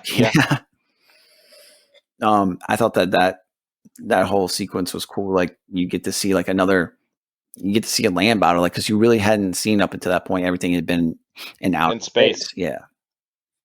So it brings it back down kind of in a more granular level there. And basically the whole kind of, this is where you really see in this movie, in the second movie, you see Luke learn more about the Force, because he goes off to search for Yoda, and we get to see Yoda, and that's a big chunk of the movie. I mean, a big chunk of Empire Strikes Back is basically Luke learning about the Force with Yoda, and this is where you really get into learning more about the dark side and the Force itself, and what a Jedi can do and what a Jedi is supposed to do. And the ethics, Jedi ethics. Yeah. And it's so fitting that it comes from a little green spaceman. I know. So it's like, as a kid, like when I saw it, like, I mean, and you still see it, like I imagine, Yoda's like, I think supposed to be like 800 years old, which is just crazy. It's fun. It's awesome. Yeah. He's in this like kind of weird hut, like, and it's all swamp, everything's like really icky and moist and, swamp. Yeah. It's just a swamp planet. And it's like, what is this guy? Like, I mean, he's like a little midget that's green, you know? I mean, it's really strange if you think about it, you know? And why does he sound like Kermit? Yeah, it's like if you think Jordan Peterson's bad, yeah. Wait till you find Yoda. Yeah. Man, Baby Yoda is just a meme. yeah, that's just like awful. And then you find out later, like in those newer ones, that those creatures, of course, it's like not Yoda is not just the only, he's like a whole type of species, you know? Oh, he's a race. Yeah, he's an entire race of, Which is I another, don't know. yeah, it's a fascinating aspect of this is what you get to dabble in and play with when you create a world, when you create Yeah. like Tolkien's, you know, world building. It's Star Wars, you have world building, you know, so it adds to the atmosphere and ambiance of the situation. So like, what is, you know, what struck you as something that, I don't know, that was cool or interesting about his tutelage under Yoda? Well, the cool part is like you set it up with like the top out the environmental Yeah, elements of the environment. planets Yeah. of you know, elements of the planets. And the cool part about that is I think the planets added their own character to the story, because when you had Luke go from that barren desert planet and launched into an adventure, he had a purpose to not only escape that barren desert planet because of his family, you know, Yeah. dying, Yeah. but that barren and desert planet obviously represented death, and his family died. So then he got launched into this adventure and had to basically, you know, attach himself to Obi-Wan, because who was going to be there for him? And here comes this old mystical man out of nowhere, kind of like Yoda. Yes, I know. But it's funny because they're both hermits, and it kind of reminds me of like the Desert Fathers. They took their own their hermitage and went to the desert to find God. It's kind of the same thing. They went to different planets to be hermits, but they have the Force. And they have to stay away from the Empire because you learn later that, you know, Vader was trying to just execute all the Jedi, you know, wipe them out. Persecution, yes. You have that going on too. Theologically. Fathers, yeah. Escape persecution many times for doing things like that. And the thing is like what Yoda always said, there is no try, there is only do. Yes. Which sticks with me still today when I think about giving up, or if I'm going to do something. When I say, I still catch myself when I say I'm going to try this. I feel like a little Jiminy Cricket or a little Yoda on my shoulder going, "Do, motherfucker." It's green. It's got to be a green guy. It can't be an angel or a demon. It's got to be a little green guy telling you to move it. Because I mean, you know, and then the fact that like his tutelage came from another planet that is, I mean, when you think of a swamp, it's death, it's decay, it's And gross. Carl Jung would say it's the underworld. You're going into the unconscious. Ooh. Because he goes literally into, you know, Luke, when he has that kind of trial in his head, right? He goes into a tree, right? Doesn't he go into like a cavern? Yep. And that's where he confronts Vader. Vader.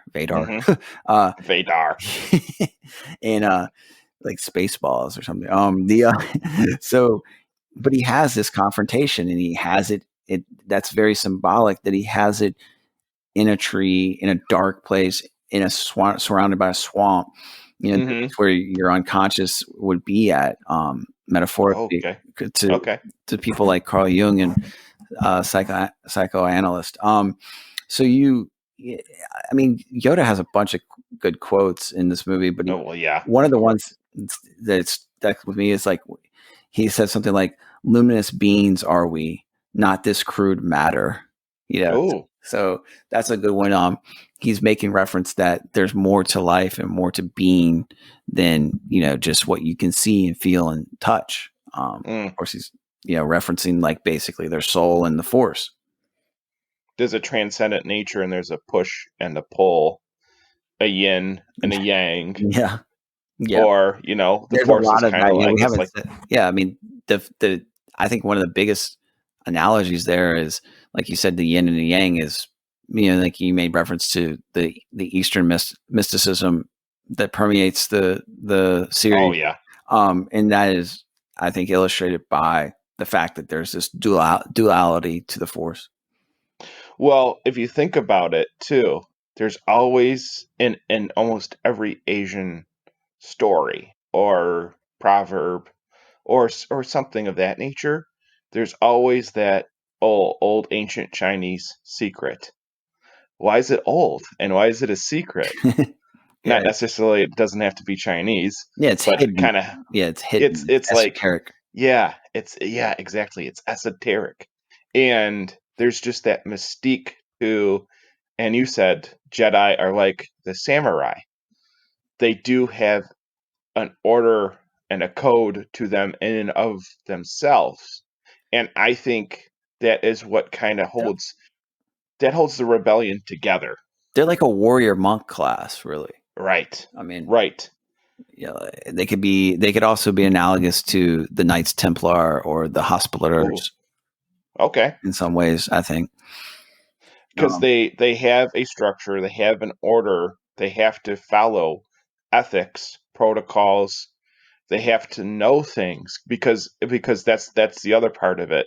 If they don't go through a state of, well, I know this is Star Wars is obviously more of a Gnostic story. It goes through more of a knowing things, because if you don't know, will the Force ever reveal it to you, or are you working through the Force to make it reveal to you? So in a sense is like under his tutelage, obviously Yoda's working more off the fact that you need the Force. to Well, you flow don't through so you. much to Yeah, flow through you, I mean that's and what you don't. even when he, sorry to cut you off, but even in the first one when he destroys the Death Star, he has that uh like um the tool that goes over your eye when you're driving Oh it, yeah. and he turns it off, and you hear Obi-Wan's voice, use the Force, Luke. you know Yeah. to do Yeah. this precision accurate shot, use the Force, Luke. you know Mm-hmm. don't worry about the gadgetry and the technology. Mm-hmm. And so, and then Yes. also the words, let it flow through you. This is said more than once, in these movies. Well, the words kung fu literally means to flow.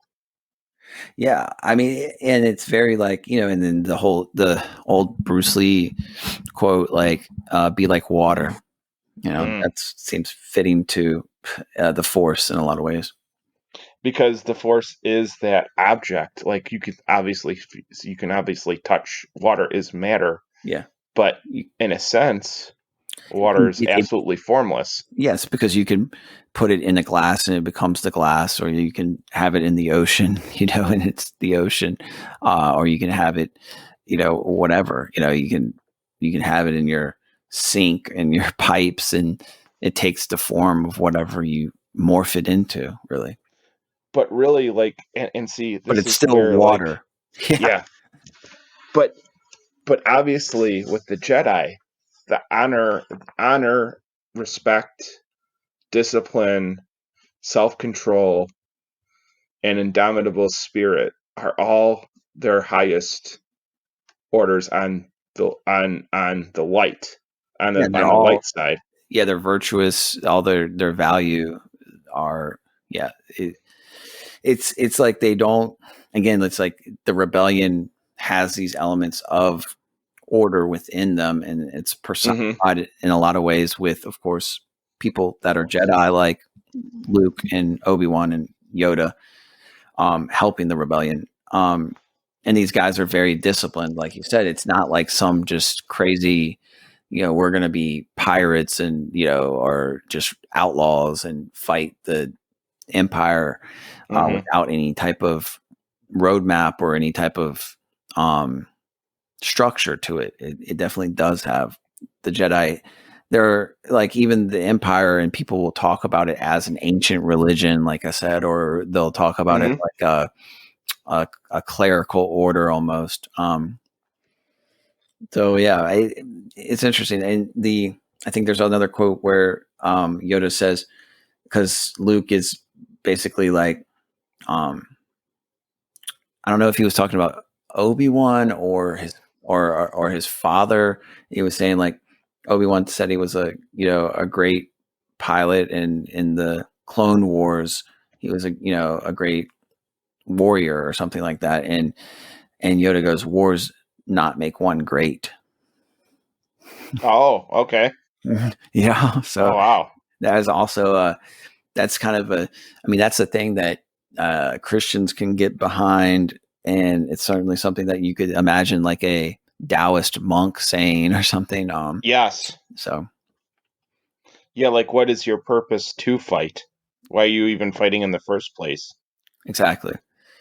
And it's cool when you see Luke training and he's struggling with it, like whether it's like trying to, that's the whole like do it because he can't get the ship out of the swamp, crashed in the swamp, and he's like moving rocks and stuff and stacking them up with the Force, but he can't get the ship out of the water. And Yoda, you're like, okay, what is this old 800-year-old hermit weird green thing going to do?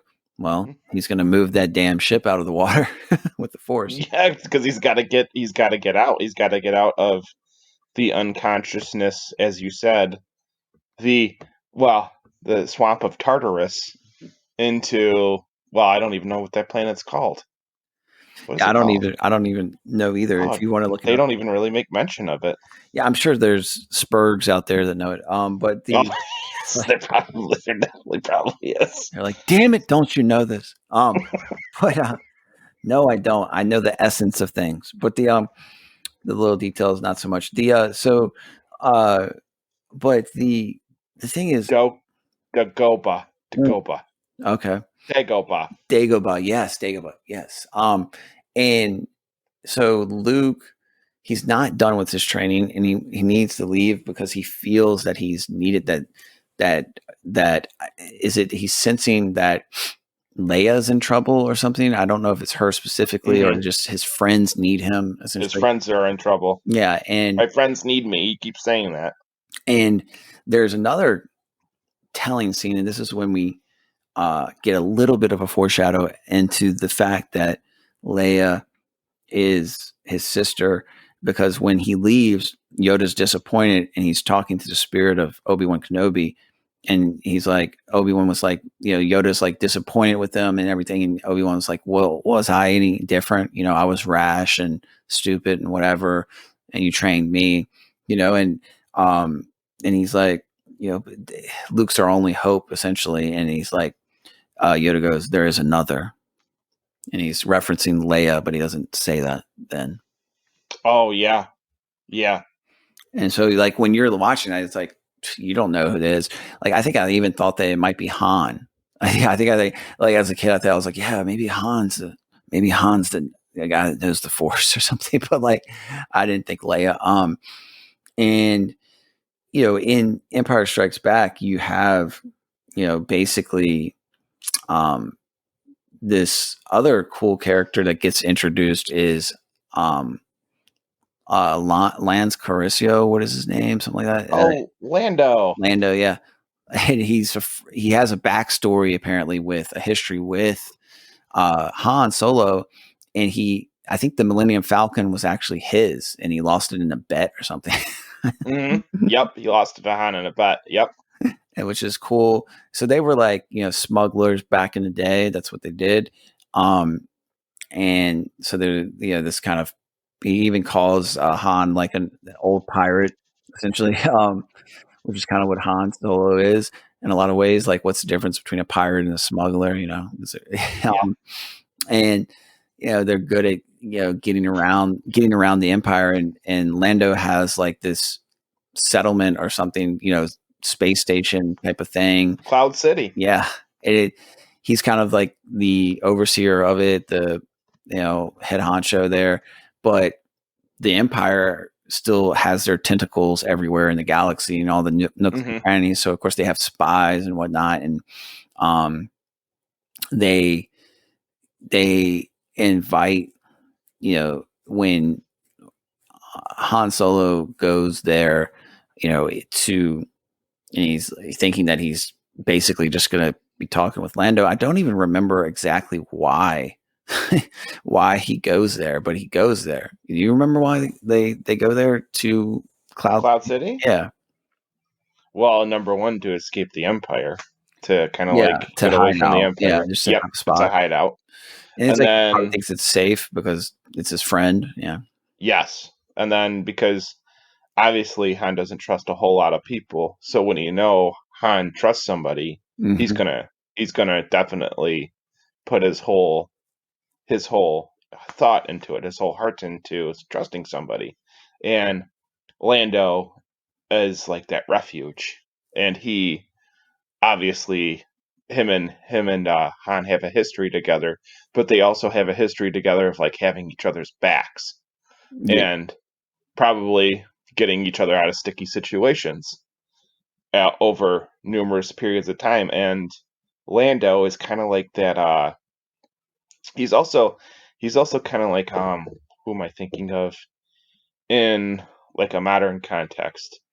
Probably like the in a sense, maybe the Collector from Guardians of the Galaxy, or the other one, Thor Ragnarok, the Junker, the Junker planet, that big, that one guy, Jeff Goldblum. Well, there we go. There's the Jurassic Park reference, kind of. Yeah, he is. The Junker guy on the Junker planet. He's kind of like that too. He's like that guy that's like, controls everything outside of normal society in a way, but also has his ways of going about doing things, even though they're not really breaking the rules, but he knows he's breaking the rules, kind of thing. It's like there's always that one guy, I feel, in like, so I think he's like that one guy. Like there's always that one guy in the galaxy that's like gonna bend the rules, but he's not gonna like bend the rules he bends the rules to obviously survive, but he doesn't bend the rules completely to play into whatever the overarching empire is. He's going to skirt around it enough to get by or dupe him, and then he's going to benefit from it. Like there's always going to find a benefit out of the situation. So I guess in a way, Lando is like an extension of Han Solo, but Lando has more of like, he has more of a nurturing and caretaking spirit. Yeah, I mean, you don't, and that's why I was surprised when he, kind of acquiesces to the Empire's designs, but I think he does it without being, he honestly didn't, I don't think, plan this out exactly. Like he thought that they were going to basically, he thought that they were basically not going to be killed essentially, but he also had to worry about, Cloud City, because he manages that place. So he's probably thinking, well, if I don't do this, then what are they going to do to Cloud City? What are they going to do to me? But of course, ultimately it's a betrayal, but it's not exactly as bad as it looks, from the outside observer. But you also see before that, you kind of get a little snapshot, a little cameo of Boba Fett when very briefly that the Empire orders bounty hunters to go after the Millennium Falcon.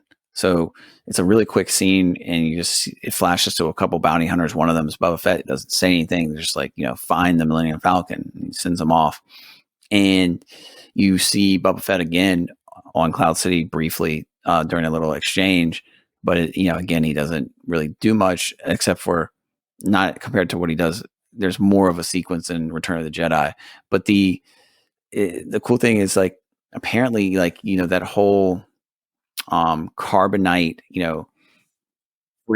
freezing Oh thing that yes. was supposed to be apparently the plan was essentially Vader wanted to hold Luke in suspended animation and imprison him in the carbonite, but he ends up of course doing it to Han because Han has a bounty on his head for Boba Fett to take back to Jabba the Hutt. But before any of that happens, when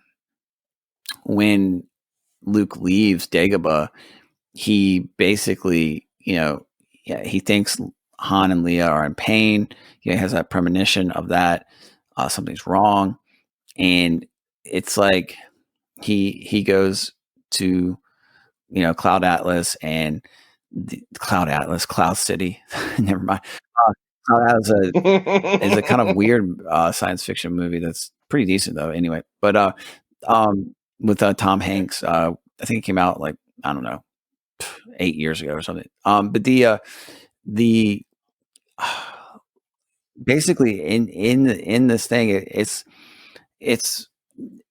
the big climax of it happens right like the last 20 minutes of the movie where all hell's broke loose. They're trying to fight the stormtroopers and the people there that are trying to capture them.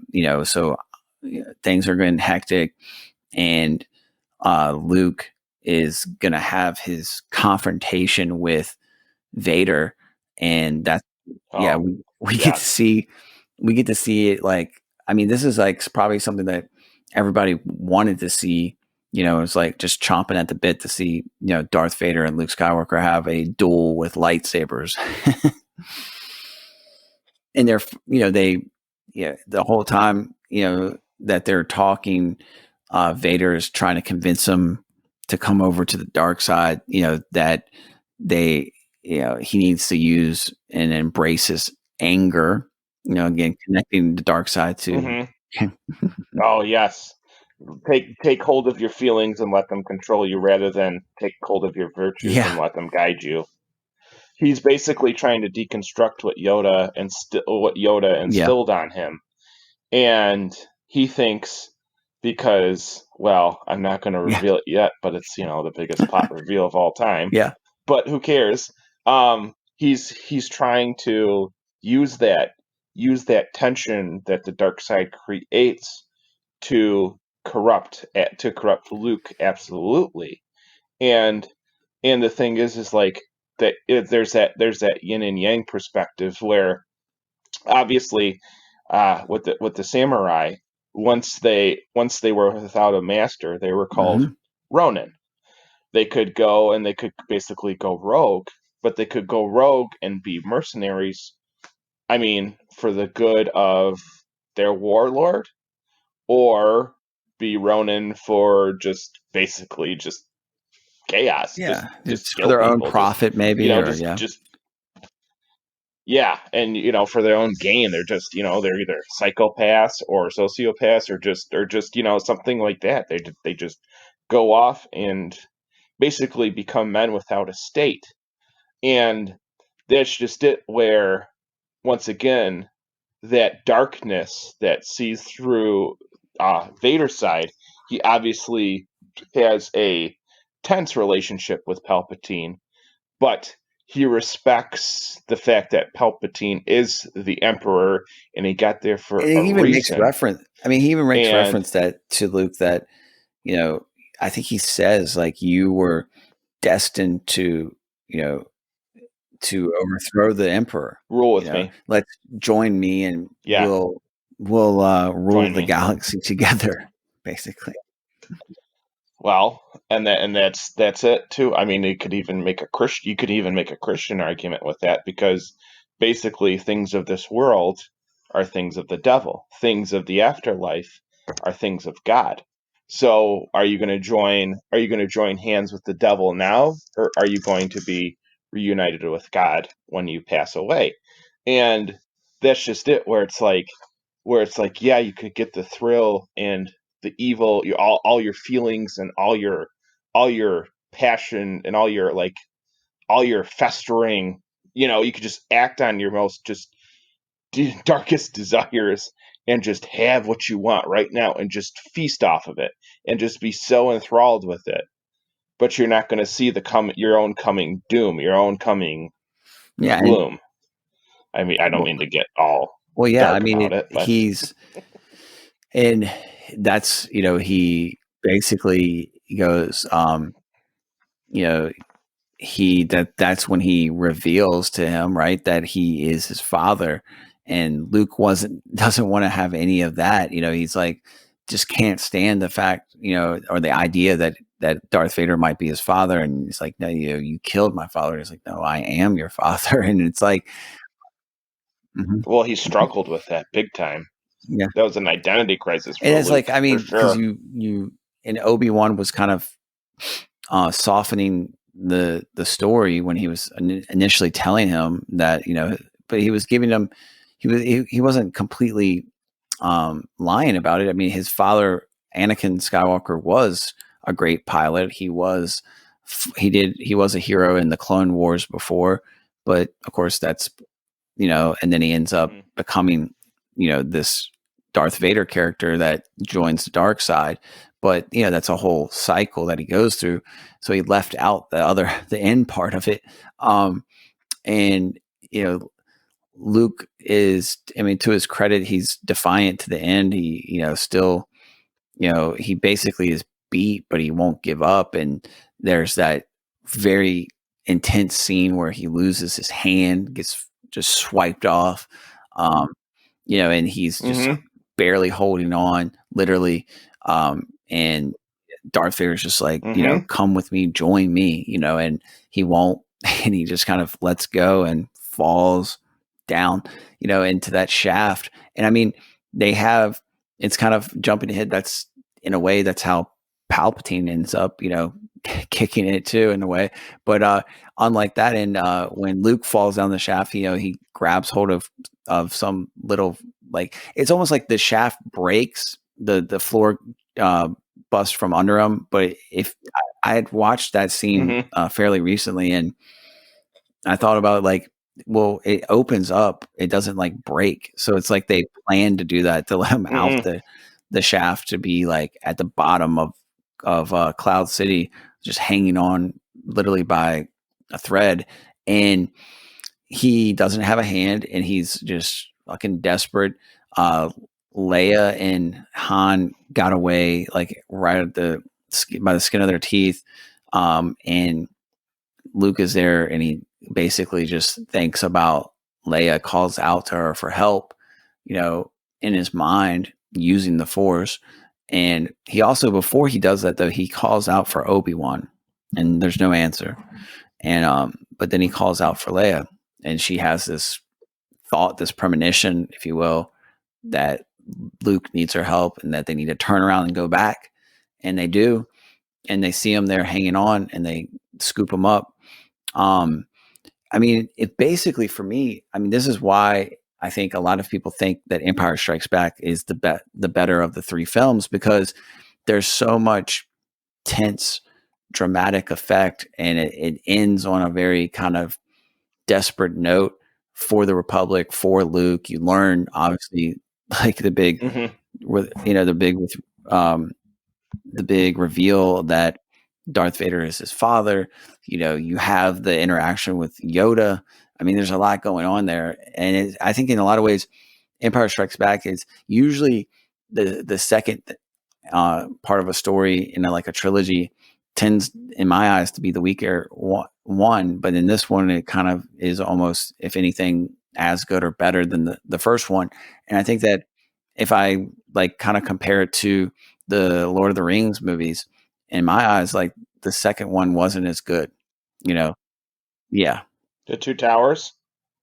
Well, Treebeard's one of my favorite characters, so Yeah, it's not that I love that I one. think it's good. I think it's good. I just don't. It's like so much. It's like basically like this epic battle happens in the second one, but it's like you kind of are just still left hanging in a lot of ways. It just seems like it's filler in a lot of ways, but it's not filler in an empty way. The plot is moving, but it's just like just there, and it's like I don't know if it's I know. Yeah, I don't know if like it's different in the book, and how much the movie did justice to the book necessarily. I know how it did. Oh, yeah. The Two Towers. Yeah. Kind of. Like I don't know if maybe the book doesn't. Maybe the book, kind of ends better. I don't know. It's kind of like getting into the differences between anytime you have a movie and a book. Oh boy. Oh, there's that old. That book is not as good as, or the movie is not as good as the book. There's always those critics. Always. It doesn't even matter. Usually it probably isn't in most cases, but sometimes it is. And sometimes it's not really a question of, right. It's not really a question sometimes of whether it's better. It's just different. And sometimes it's good in its own way for sure. I mean, I can't think of things right off the top of my head usually when I'm recording, but like I've definitely seen a handful of movies. All right, one that comes to mind that is good as a book is No Country for Old Men, Cormac book. I think we talked about that last time a little bit. I think that movie does the book justice. I read that book. I haven't read Two Towers, so I can't say, but I do think that, another movie that was a book that was just as good as the movie. I mean, the movie was just as good as the book. I don't know. I do have one.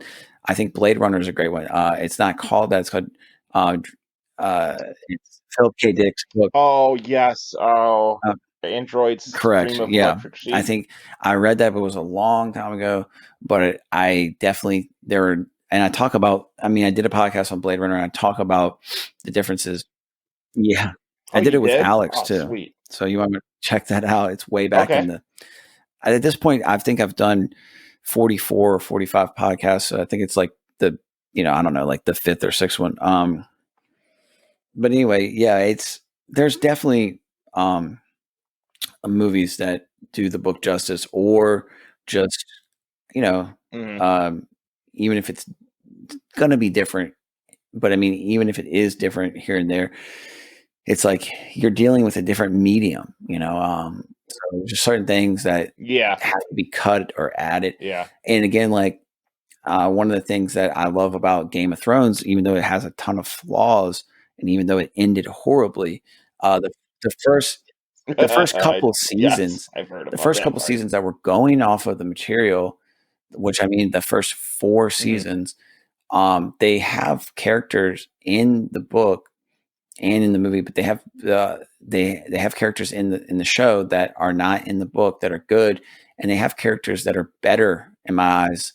Like just another example is in the show, the character that plays the Hound is better in the show than he is in the book, and another one is Braun. And so you have these 2 pretty significant side characters in the show that, in my view, are better than they are in the book. So it's definitely possible, but, but anyway, that was a tangent. I think, I mean, it's fun to do these things, but it's like, I think that, I don't know, like, what is your opinion? Cause you haven't said, which one you have a favorite of the 3 before we get into the third and final one. Star Wars. Of Star Wars. Oh yeah, I mean for sure. The second one all day long. Yeah, there's just something about The Empire Strikes Back that is just more iconic than the other 2. I don't know what it is. It's just something about, like, obviously the end. Luke, I'm your father. It's so I mean it's hard to compete with that ending. It really is. I mean because then you're looking like it's a desperate situation. The first one, it was A New Hope. It's literally something is on the up. Things are looking good.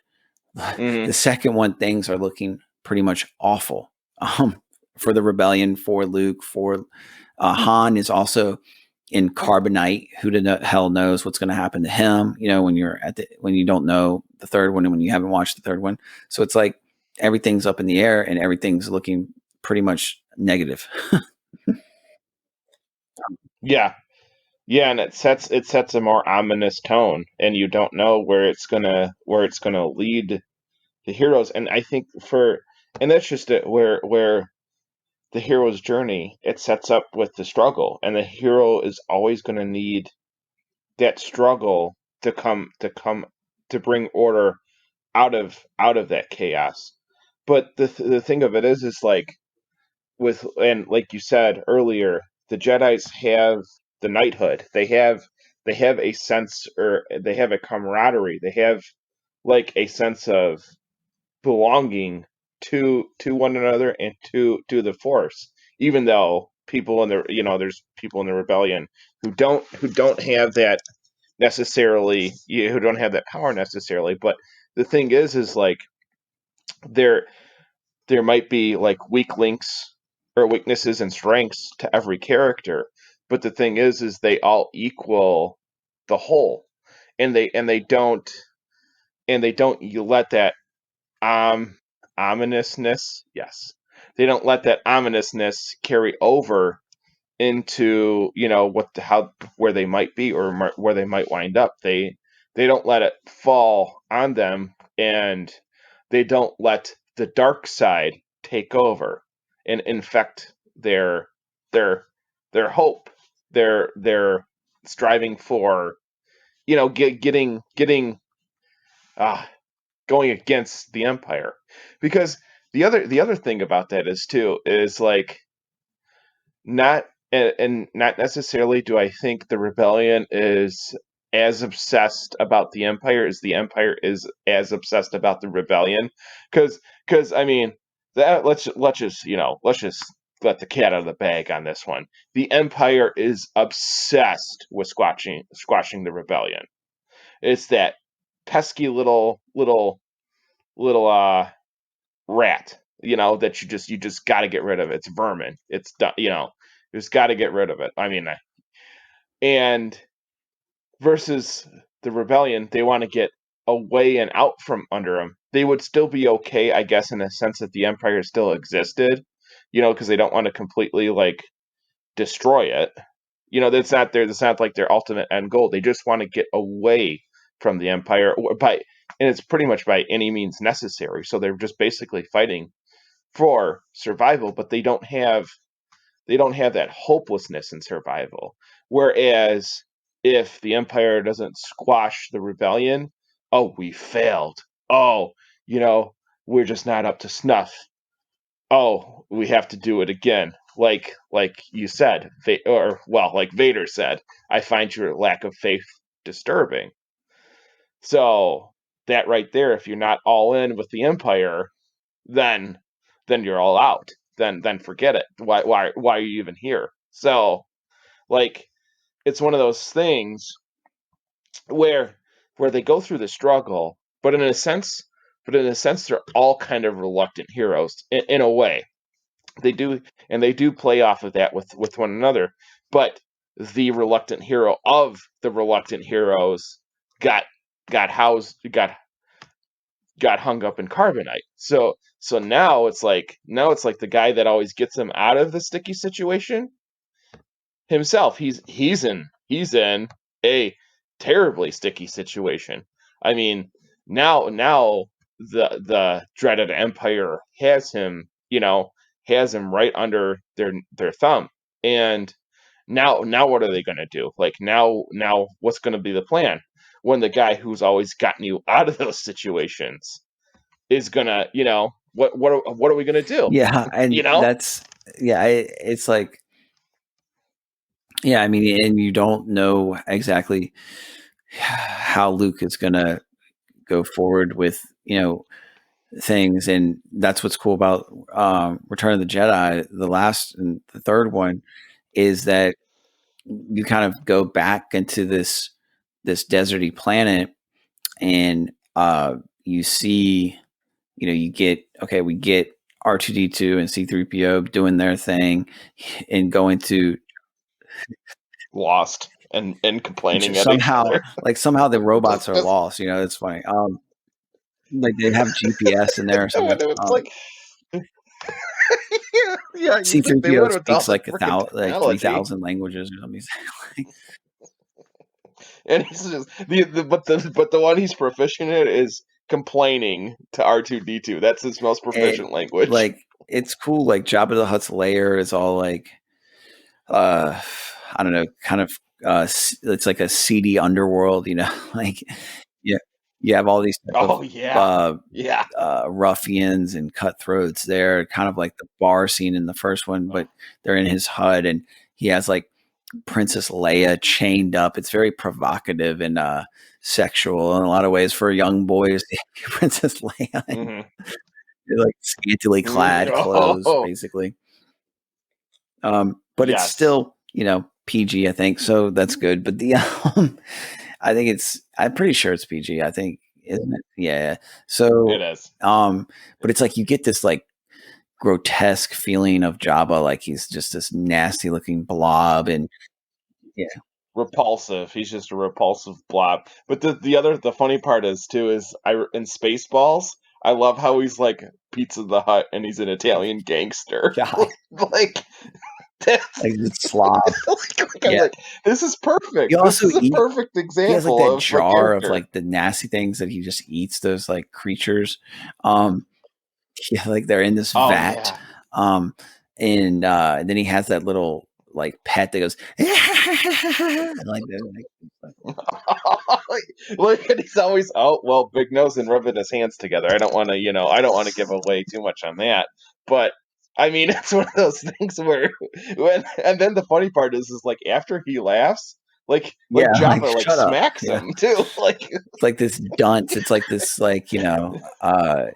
just I don't know, like it's almost like it's kind of like a halfway between a monkey and a dog or something. I don't know.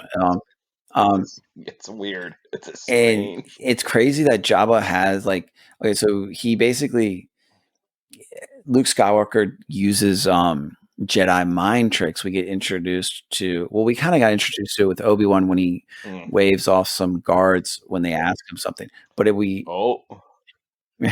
another meme. These aren't the droids you're looking for. Yeah. God. I always thought it would be cool to be able to have, telepathy, be able to read people's minds, basically be able to move objects with your mind. I think that's is it? I don't know is that telepathy? Yeah, telekinesis. Yeah. Reminded me of my old D&D days.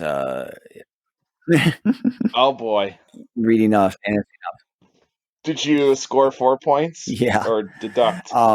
So it has. So Luke, gets into his lair by using Jedi mind tricks and waving people off that would normally question him, and he's talking to Jabba, trying to convince him to, give up Han Solo, who's there in carbonite, like almost as like a trophy, just frozen there. And he likes to look at him and hey, look at Han. He's just like his little. It's like I don't know. It's like was Jabba going to have him just frozen there forever, just to be like, yeah, this is what happens when you cross me. As like yeah. Go ahead. Like a mantle of failure. Well, and the stupid thing is that even I think like the whole hang up is that Han was smuggling for Jabba the Hutt and he had to ditch the cargo. That's all it was, and he lost money, of course. And so it's like, when you're involved in the seedy underworld and mafia, essentially, you got to pay up no matter what. So even if there's a reason for it, you've messed up, then it's on you, which is kind of true to form, I guess. And Luke's trying to convince Jabba to let him go, and Jabba's not going to have any of it. And he even makes reference to the Jedi mind tricks not working on him, which apparently that race of people that Jabba is one of their kind of characteristics is they can't be influenced by the Force like that, which is kind of neat. I think there's these, and that again speaks to like the whole development and atmosphere and world building that George Lucas did with Star Wars, is that you have these creatures and these different aliens and hominids or whatever, like these type of things that some of them look, pretty human-like. Some of them look completely bizarre. It's kind of like, I always thought that people's imagination of what an alien would be, you get these type of, the kind of iconic, weirdly shaped head and big black eyes or whatever. Mhm. Oh yeah, the Greys, the And then you iconic have, Greys. Yeah, that there's been like multiple cults circled around, yeah, and Roswell, New Mexico is the whole obviously lore the behind, site. yeah, Roswell. But it's like, then you have, Yeah. I always did think like there was that movie. Did you see that movie Arrival? It came out a couple of years ago, and I forget the actress, but it's basically, she's like a linguistic expert on linguistics, and she's The able to, redhead, she's Amy able to Andrews. speak to, well, she's, the whole thing is like trying to figure out how to communicate with the alien. But I liked it because the alien is a very different type of alien that you don't normally see. It's not like uh, a humanoid form. It doesn't have like a head and Okay. two arms and legs. It's like, why would an alien look anything like a human? Really, probably would. Yeah, probably would Oh, look okay. something like Jabba the Hutt or some of these other weird creatures. Yeah, Oh, just like a blob of just rambling or whatever. I don't even know. Like and the thing is like yeah, kind of like exactly. Yoda, where he kind of speaks in like parables. Jabba the Hutt is like, it's kind of like a Pig Latin parable if you think about it. Like it's kind of like, it kind of sounds like he's influenced off of it because he's like Yeah, and it's kind of like, okay, if you reverse that, it yeah, could be a sentence.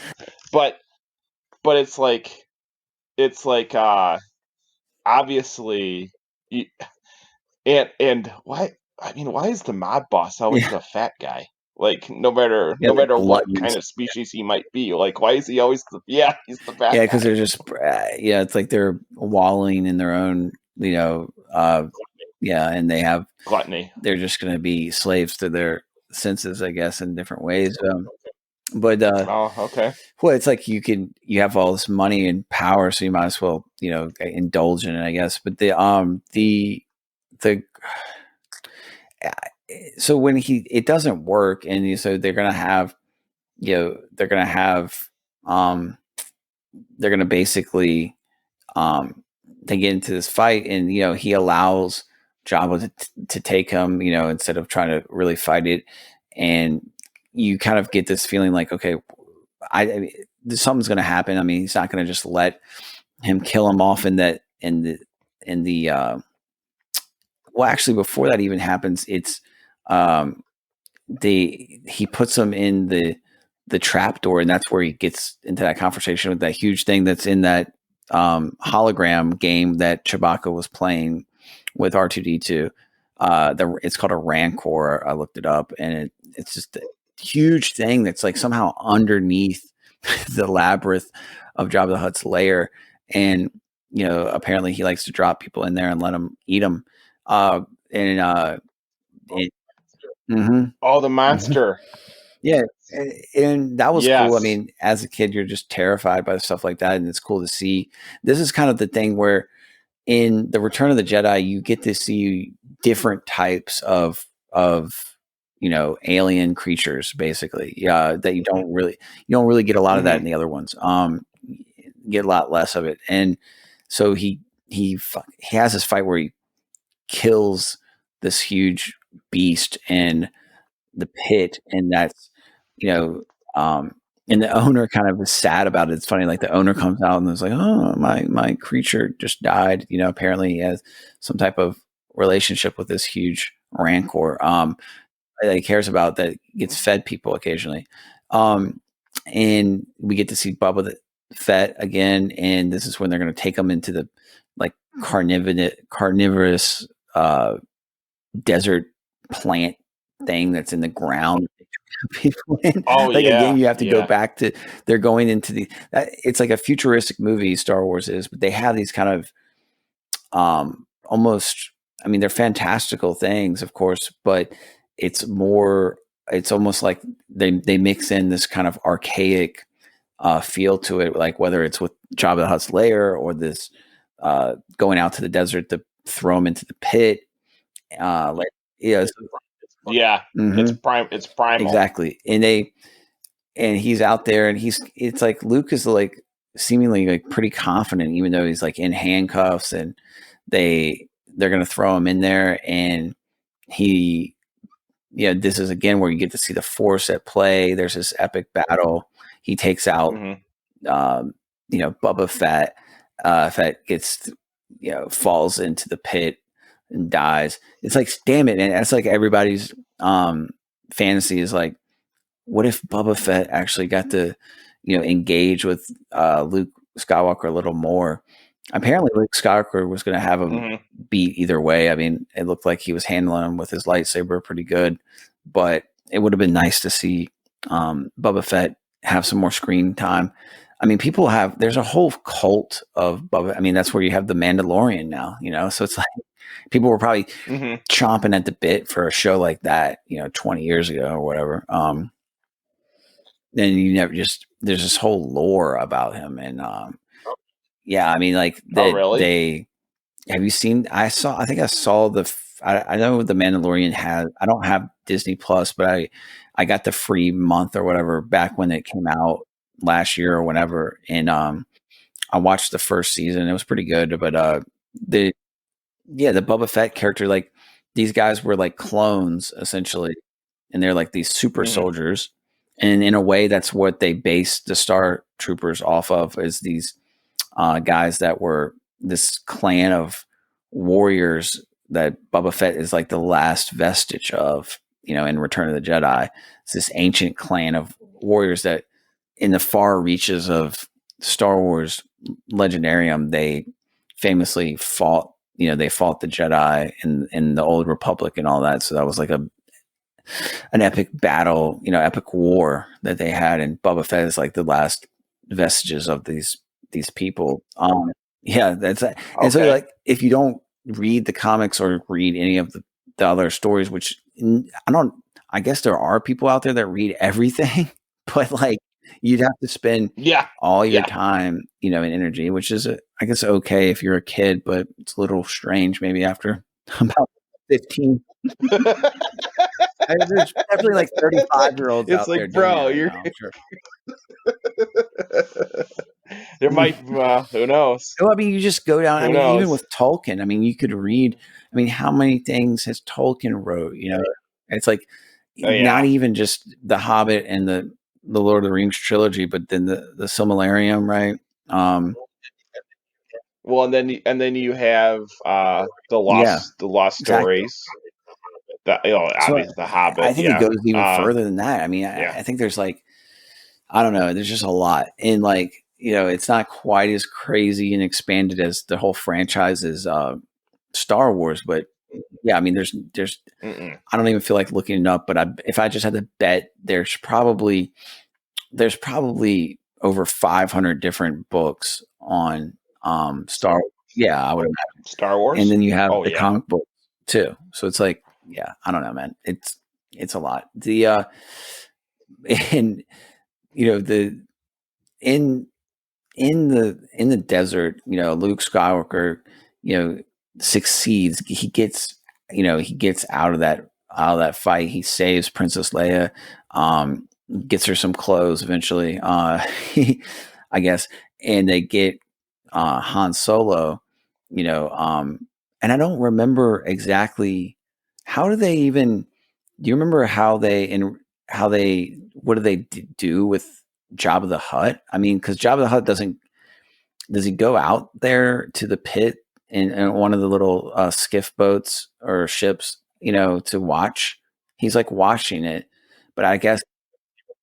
Yeah, he does. He watches it. So I guess, yeah, he's not killed, and so I guess Luke and Leia go back to his lair and get the I don't even remember exactly how they got the carbonite, cut out of Han. It's like it forgets me if they go back to the lair and get it, or if it was on one of the ships or what. Do you remember? Mm, I think it was Yeah, on and so one of the ships. that's probably the ship Yeah. that they escape with or just came off with, and Yep. don't worry about Yep. Jabba.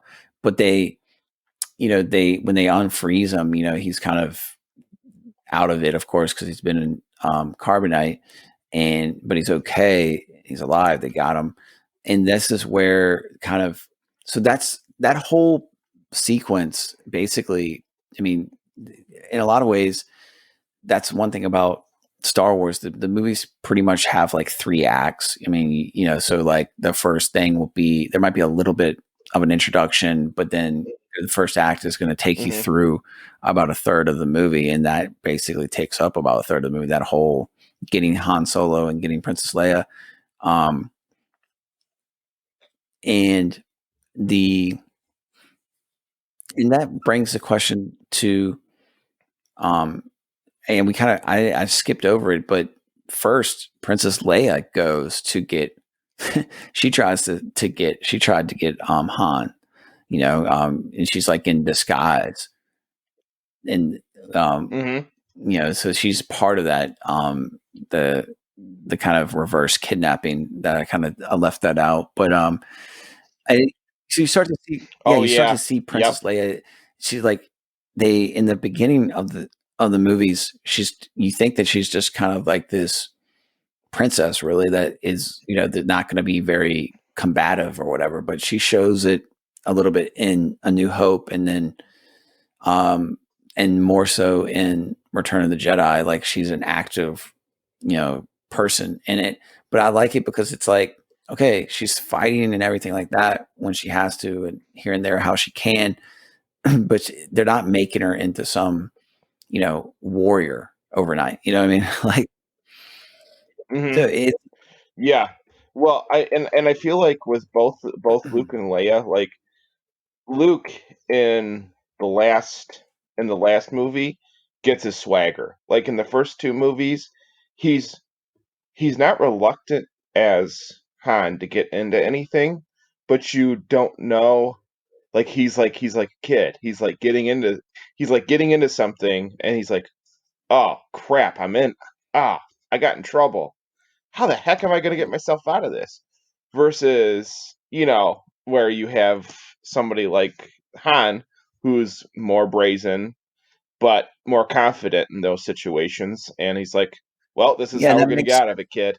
And if you can't figure it out, you know." And then in the third movie, when it starts off like that, and Luke just comes in and takes command, he's obviously, well, he's taking a part of Darth Vader too, with his command, but he's using it for a purpose to save his friends.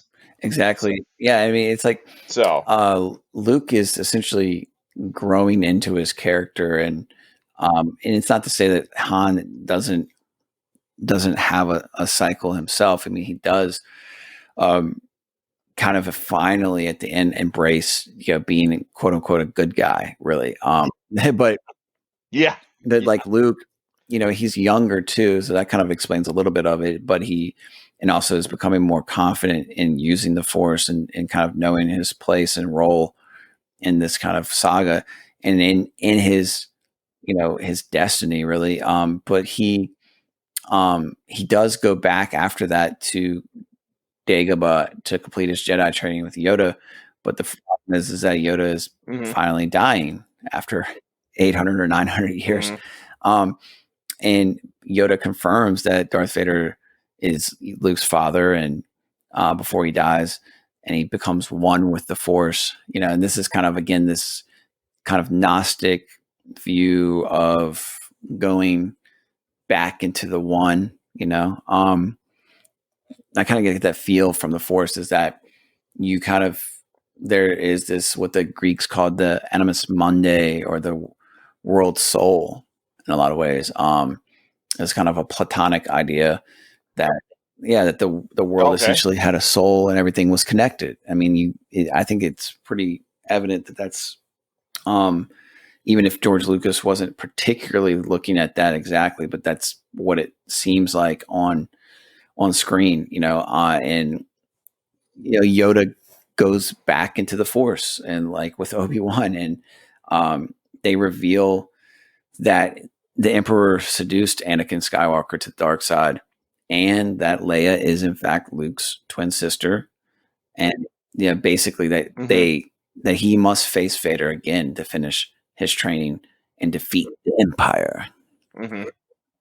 So, I mean, it's fascinating because it's like he knows, at least by the second one, he knows that he's trained to be a Jedi.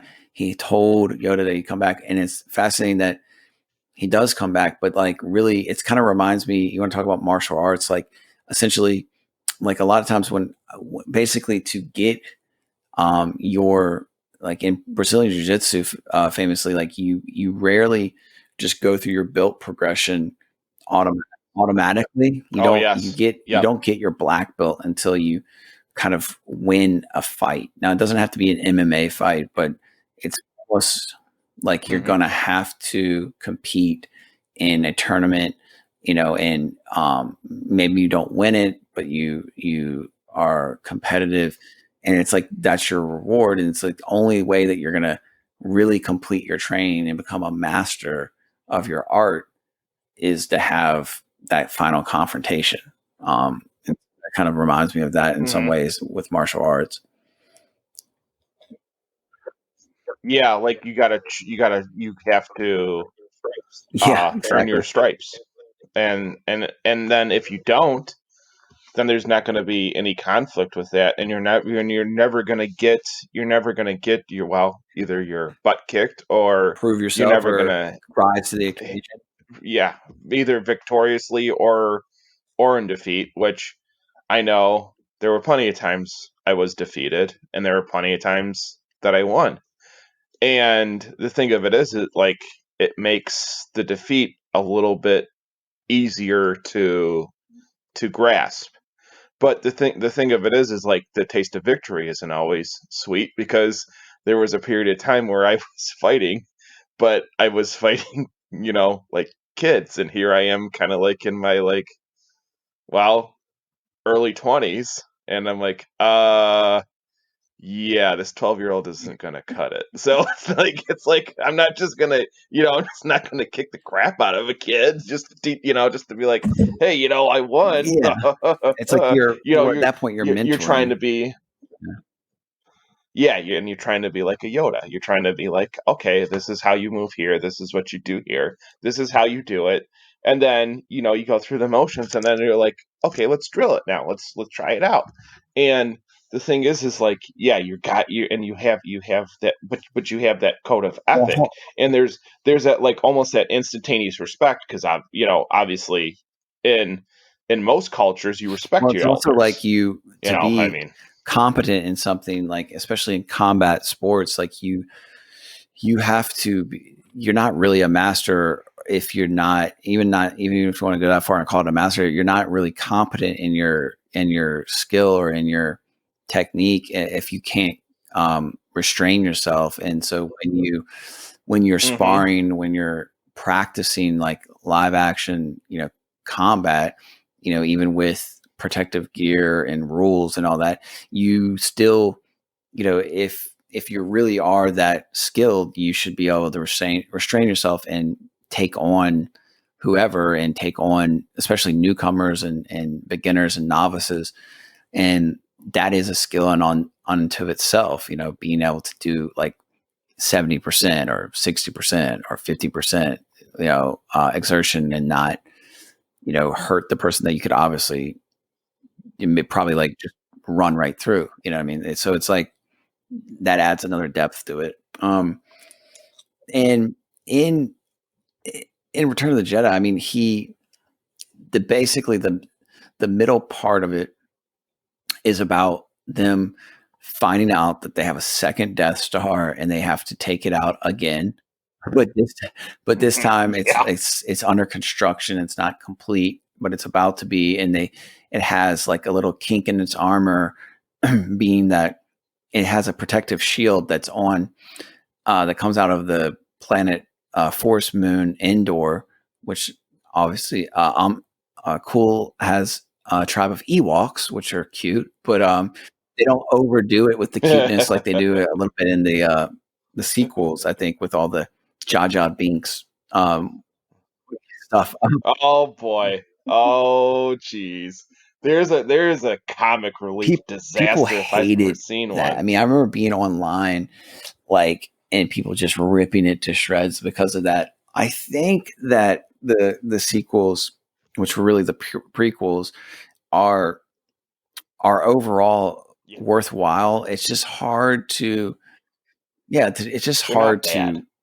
to properly gauge them when you're looking at the point of the original trilogy. You know? Okay. The original trilogy, you can tell it was geared for kids, but the thing is like the story is adult. Like adults can relate, and that's what kind of like makes it transcendent. The prequels, besides the third one, they the even in the last the third one, those were all clearly geared towards kids. Those were all kids Yeah, movies. exactly. Yeah. So I mean, it was just like, okay. I mean, like, we're not going to even make it not obvious anymore. We're merchandising, and we're gonna make money off of this baby. Like they weren't even hiding it with the prequels. I mean, they just went. They just were like, okay, we can print money now. Let's make it happen. So I mean, they just did it. Yeah, I mean, So so it's funny, man. Yeah, you can get into the whole ridiculousness of the advertisement and the marketing and the just doing things to make a buck. I mean, obviously all movies have to exist in this money racket, but there's mhm. there's a overdoing it, and and there's a, like, I don't know, like, it's like it's just it is kind of just it is what it is, essentially. Like, it can either kind of almost ruin a franchise, or take it over, or it can just be like a sidebar to it. And it's like with these original trilogy, I mean, they obviously did, they they got up they got out all the works. They did everything they could do to promote it, but this was kind of the Mhm. infancy of it, in the late 70s, early 80s. Before that time, movies were not marketed like that. They weren't franchised like that. But that became a thing, and now here we are. But Yeah. um with the planet Endor, I mean, it's like that's another cool thing where you have those. I thought the different outfits as a kid, like I had action figures with the starship of the stormtroopers with the different mask is slightly different, and they have that Oh yeah. cool, it's almost like a thing that hovers. It's almost like a combination of like a dirt bike and a or a jet ski. Instead of being on the water, it's just hovering through the across the forest, and they're like going back and forth. Mhm. uh and they have that awesome sequence with um Luke and Leia going through the forest, basically dodging stormtroopers and engaging with them in there, because they're trying to get to the shield generator that will encompass the newly constructed Death Star. Mhm. So they have to take that out in order to take out the Death Star.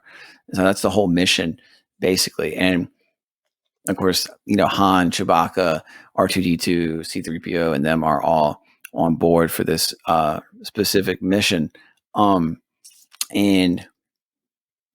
you have Lando Calrissian being in charge of the Millennium Falcon, and that's a scene where it's funny, where he's going to be the leader of the attack on the Death Star, while Han is with Leia and Luke to go take out the shield. and he has to like, he doesn't have to, but he gives, Lando the Millennium, and he doesn't want to. He's like really hesitant. He's like, I'll bring it back without a scratch, I promise, and like Han, you can tell he has this real sentimental attachment to the Millennium Falcon, which is funny because it's like, it reminds me of like when Luke first saw it, he called it like a hunk of junk, and he's like, it's the fastest ship in the galaxy, we never really know why or how, like the tinkering and mechanics of what makes something. I mean, it's like, don't you jump the light speed or not? Like what are you talking about, the maneuverability of it when you're not in light speed or what? But I think it has a lot more to do with the piloting of Han than the actual ship itself, but it is a cool ass ship for sure. It's that's another thing. Yeah, and the whole, that's why when you see the preview for the episode 8 with Return of the, or not Return of the Jedi, whatever it's called, the epic music, and you see the Millennium Falcon shoot through the air, it's like, oh man, this is gonna be awesome. And then you go see the movie and it's like, oh, this fucking sucks. Yeah. Yeah. It's kind of like when it was worse than when I saw Prometheus, which was like kind of a prequel for Alien, which I love. Alien and Aliens, those Ridley Scott and James Cameron movie. Those two movies are really good if you love, that type of sci-fi like that. But you did the build up to having something come after an epic like that, whether it's Alien or whether it's a Star Wars thing. It's like you almost can never meet expectations, but you can also do a really shitty job. So, yeah. There's going to be like, you never. What I mean? Like, I don't think no matter what, people would have been disappointed, kind of, but they could have done better than they did with the prequels, and they could have done better than they did with, what they did with Episode 8. But be that as it may, I mean, Return of the Jedi gets a lot of flack by kind of people that are just cynical and just they don't get the Star Wars thing, and they'll point to it, like the kiddish nature of Return of the Jedi being more geared towards kids, that you can see it turning in this one particularly, even before the prequels. And they have a point, but you can clearly see that. But at the same time, I think it retained enough of the original essence of the franchise to be a good movie. Like, I don't think it was the best of the three, but I think it was, it had elements of, like, a lot of tension, a lot of suspense in the first act, and like we went over, and also leading up to what we're getting into now. I mean, you're going to have the reveal of the Emperor, you're going to have this confrontation with Darth Vader at the end. So, I mean, it's definitely has some good stuff in it. And they have this huge battle, which kind of reminds me of the battle in the second one on ice in the snow planet, that they kind of do it on a different geography. And this, it's like, jungle planet versus a Hoth, which is just lifeless, which makes it cool. And you throw in the Ewoks, and they're like, they're able to like rise to the occasion, even with their primitive weaponry, and pull it together. And it's sad when you see them die. Like, some of them get shot, of course, and you wonder, like, God, this could have been way more gruesome, if it was like bloody, but they don't have blood in it really. So it's like this PG movie, but there is some misery in it. There is some turmoil in it, of course. And when they're fighting and trying to get to the reactor or whatever it is, the shield generator, to turn it off, again, R2D2 and C3PO help in getting into that little like tower or generator or whatever that you want to call it. But they basically are able to it's basically the shield is still active, and um, there's the whole, Imperial fleet out there. And you have Lando Calrissian going to attack it. They need the shield to be down to get to it. And Luke goes to the Death Star directly. And he's going to, try to, I think he wants to convince Vader to leave. He wants to get Vader out of there. Essentially, I think in his mind, even if they don't really, he needs to confront Vader. He knows that he needs to confront Vader, but I think in his heart, I think he kind of thinks that he Yeah. can convince him as well. I mean, at least that's Yeah. in hindsight. Yeah, and I feel like with that whole thing with Luke, obviously he has that whole struggle within his heart too. Like like I said, identity crisis. I mean, and I think the identity crisis goes back to like it's playing on in his heart, because he's like, I know this is my father, but I hate him. Like so like that's huge. Like that right there, I'll play on a lot of human emotions and tie you to a character like him. And to get a little symbolic and psychoanalytical, because I like to do that occasionally. There's a famous kind of in Freudian psychology that you have to kill your father to become a man.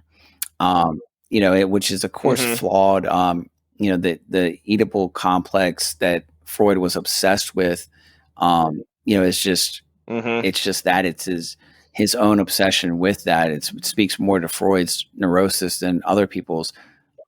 But be that as it may, it's still intriguing. I mean, there is a tension oftentimes between father and son, to one degree or another. But in Carl Jung's psychology, it's not that you have to kill your father literally, it's that you have to kill him metaphorically. You have to go beyond your father. You have to leave your home. You have to leave the nest. You have to leave your father's domain. You have to go be a man.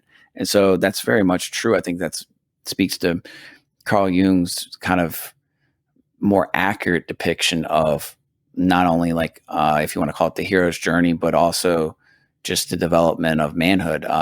You often have to get out of the shadow of your father, without a doubt, to be, your own person, to be your own man. It doesn't mean that you don't have to overthrow your father, but in a symbolic way, you have to break away from him if you don't want to use the language of kill, but still, So, I mean, well, there's always that like compensation, like and I mean, you see it in like failed relationships, maybe even in thriving relationships, where there's always that shadow of doubt. There's always that looming thing, that looming presence, whether it be with somebody's like mind, body, or soul. It's always going to be there. There's always a presence around it, and it can and it doesn't necessarily always have to be a bad thing. It can be a good thing too. Like what we said with nostalgia.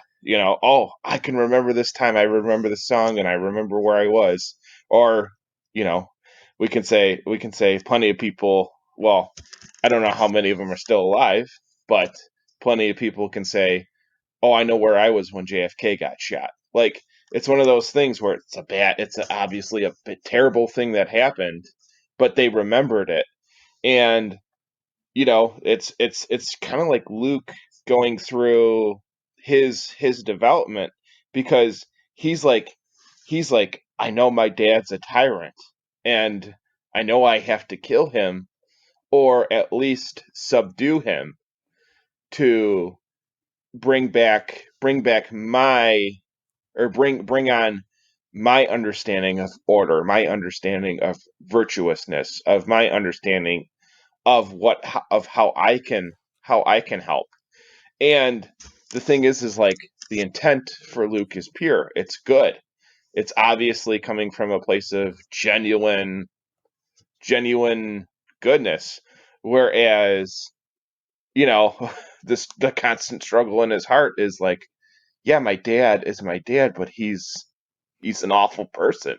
He wants to bring about chaos. Well, he wants to bring around about He everything wants I to bring don't about want. tyrannical But order. yeah, tyrannical order. But he's like, if I go against my father, what am I going to do to myself? Like, how is that going to eat away at me? Like, there's that struggle with that thrown And it's into it. very, So it's like, yeah, I mean, it's very symbolic when he's fighting Darth Vader in this kind of, very tumultuous back and forth lightsaber duel. And you have the Emperor in the background kind of talking shit, and like, is over in his throne essentially. And you get to see those red guards that are really cool. Like they're in those red robes and the red mask. And they have those like oh pikes. yeah. And it's like, damn, man, if you knew about the comics, you know that those motherfuckers are skilled as hell. They have like a little bit of force training Okay. apparently, and a little like shenanigans going on where they can, it's like they're the same stuff I think that makes the lightsabers in their weapon apparently, if I'm not mistaken. But be that as it may, it also is just they're like royal bodyguards, elite, and you don't get to see them engage at all. You just see them; they look cool. It's like, okay. So then they kind of somehow like don't engage in this fight. They're not all trying to kill Luke Skywalker. I think also Palpatine doesn't, even though he can probably has clairvoyance or can tell the future to a degree or read the fates or whatever. He doesn't know, I think, exactly what's going to happen. Just like Darth Vader, who probably feels a certain way, if you want to call it, with the Force about what's going to happen too. They don't really, really know how this is going to turn out. And, it's like if you have, that's the word, isn't it? Isn't that what clairvoyance means? You can tell the future, or am I thinking? Yeah, that's part of the deal. Like, you can tell the future, talk to spirits, kind of like see Or maybe I'm thinking of spirits, like, what's the difference between having a and premonition? That's like something's gonna happen. oh, Yeah, yeah, prescience. There's prescience, premonition. I mean, it kind of all falls under like a psychic and ability that's like category. I would imagine that they have, well, I mean, a little bit of um, you see a little bit of that in like Yoda and Oh Obi-Wan yeah. Kenobi about what's going to happen, and so I would imagine on the other side they do too, on the dark side. But Yeah. it's like it looks like uh Luke is kind of holding his own and even kind of getting the better of the exchanges, and he symbolically whacks off Darth Vader's hand, just like he had done his hand. And it's like, damn, he's like beating him, and he's getting into that angry mode and that vicious, just over. Yes, let it overtake you. Let the hatred, or let the well, yeah, let the hatred flow through you, which is the diametrically opposite of what Yoda told him. So everything the wise sages Yoda and Obi-Wan told him, they're trying to counteract and come in and undermine Yeah, their teaching and just I think that, pull yeah, Luke out of the it. Emperor wanted to see who would win. He might not have known, and then he's probably plotting like, if Luke wins, I'll use Luke as my new protege, and if Darth Vader wins, then great. It'll prove that he's stronger than Luke or whatever. Maybe that's possibly Hmm. being in play there. But I think that but then while he's doing that, he restrains himself at the last minute and lowers his lightsaber and is like, I'm not gonna kill him, and so then he's like talking to the Emperor. Meanwhile, you forget that, or you don't, the audience doesn't know that the Emperor has all these, magical or supernatural ability to use the Force, just like Yoda does, and other people that are like Jedi masters. And he gets that kind of blue lightning type stuff, out of his hands, and shock him, Oh yeah, and yeah. uh, That crazy so that stuff. so that kind of turns the tide, and he starts just basically electrifying or seemingly killing um, Luke. And while he's doing that, the camera pans over, and you see Darth Vader just kind of breathing there, staring at it, and like bobbing his head, like looking at it. And you're kind of like, what the hell is going to happen? And well, what happens is at the last moment he grabs the Emperor and just throws his ass over the side of the thing. And he tumbles down and falls into oblivion, I guess, and kind of into the reactor or something, and like kind of explodes. His like cosmic negative force energy, and Darth Vader's. I think he was also kind of overcome by that dark energy too. While he was picking it up, it drained him even more.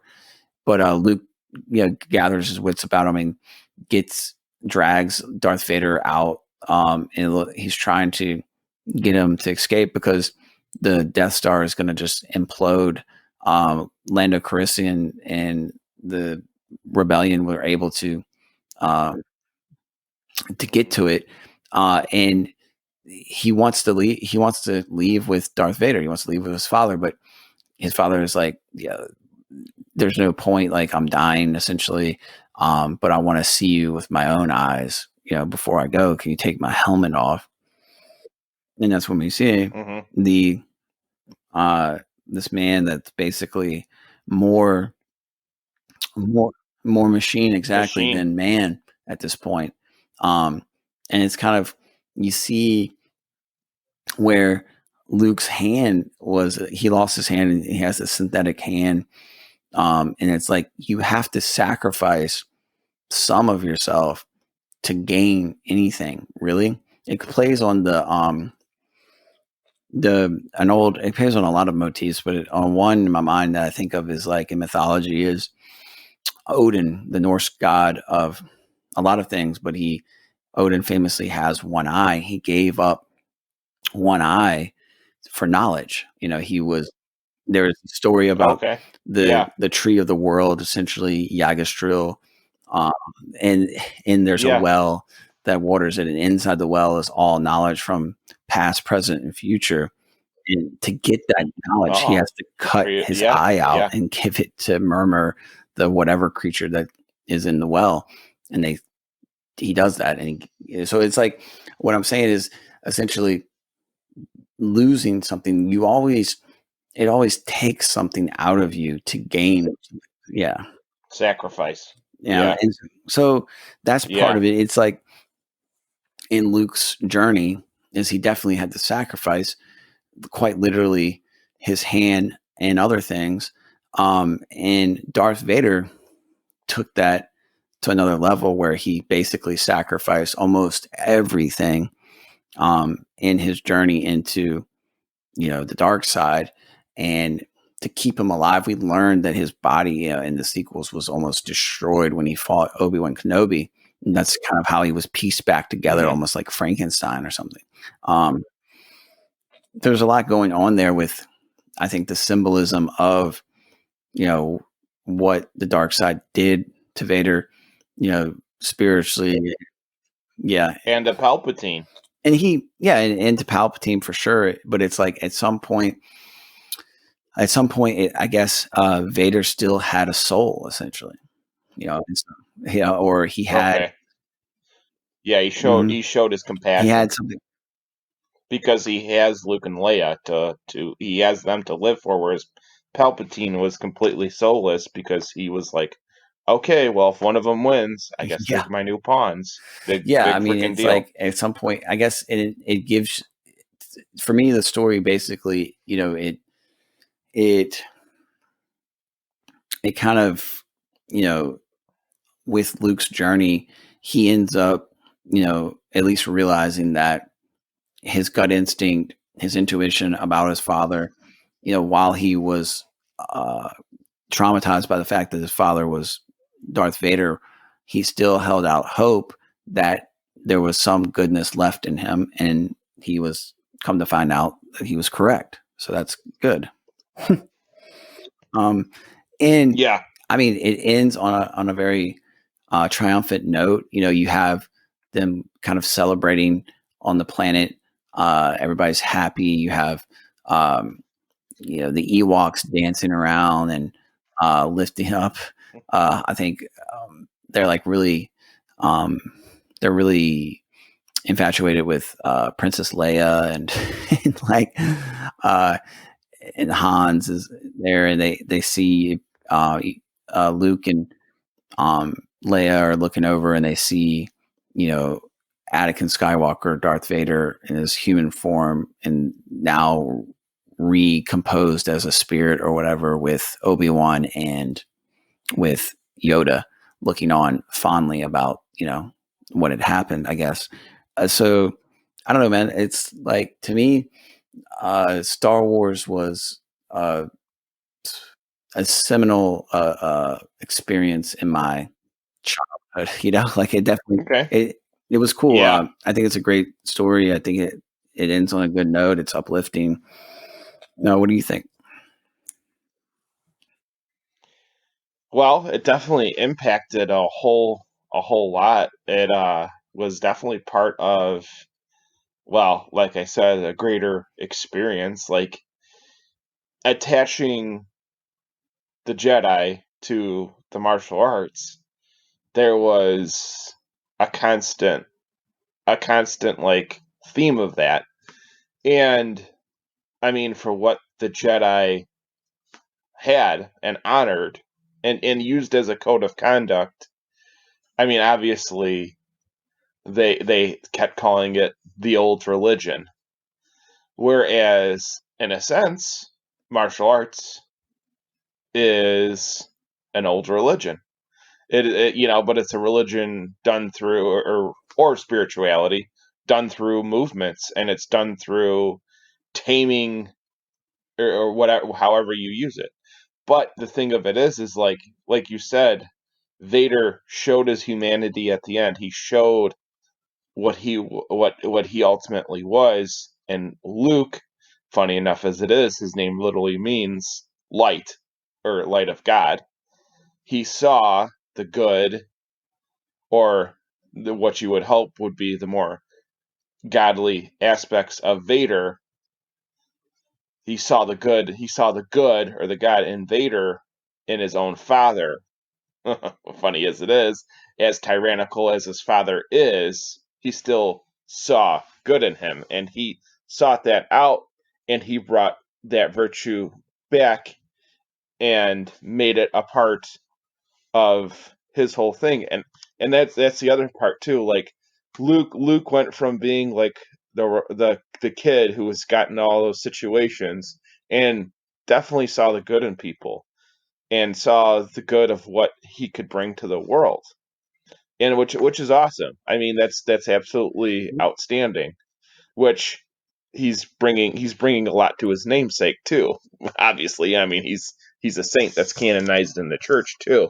But the thing of it is like, with somebody as lost as Vader.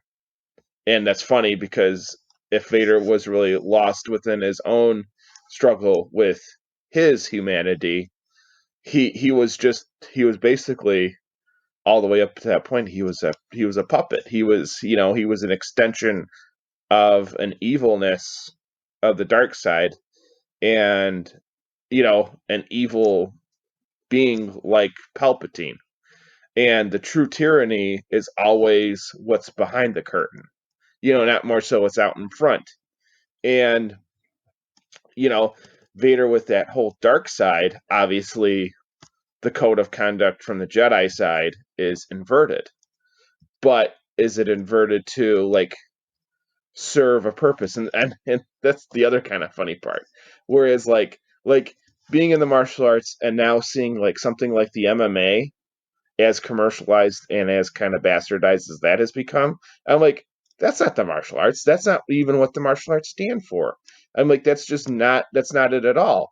There's these kids that can fight, but these grown men that turn into monsters in a sense, but they also and I'm sure plenty of them martial artists that can have some sense of restraint and have some sense of honor or code or whatever. But with that being said, like, to me, it takes away from what the martial arts preaches, the aesthetic of what it is, and imprinting like something like a Jedi code into that.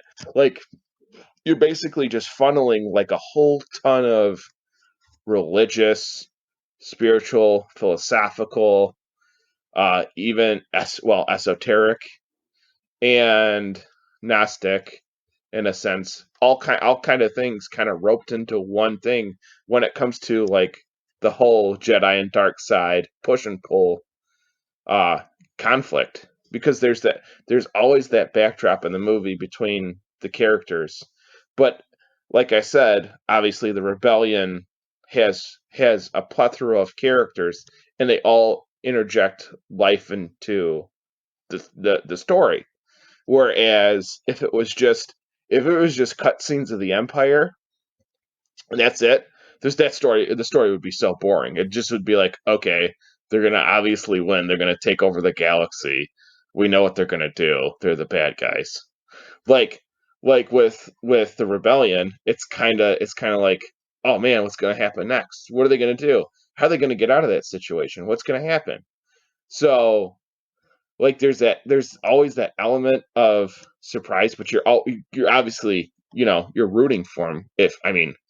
If you have a conscience, you're rooting for them because they're the good guys and you want them to win. So, I mean, to me, like, obviously as a kid, that ties into it too. Whether win or lose, you're gonna you want to root for the good guy. And in another sense, usually the rebellion are the underdogs. They're the ones that are like, hey, we gotta make this happen, because if we don't, Yeah, I mean, we're that's why screwed. people So, tend to want to root for the underdog. I mean, that's one of the reasons why, the Rocky franchise is so popular. The underdog story in any type of motif is, a perennial thing.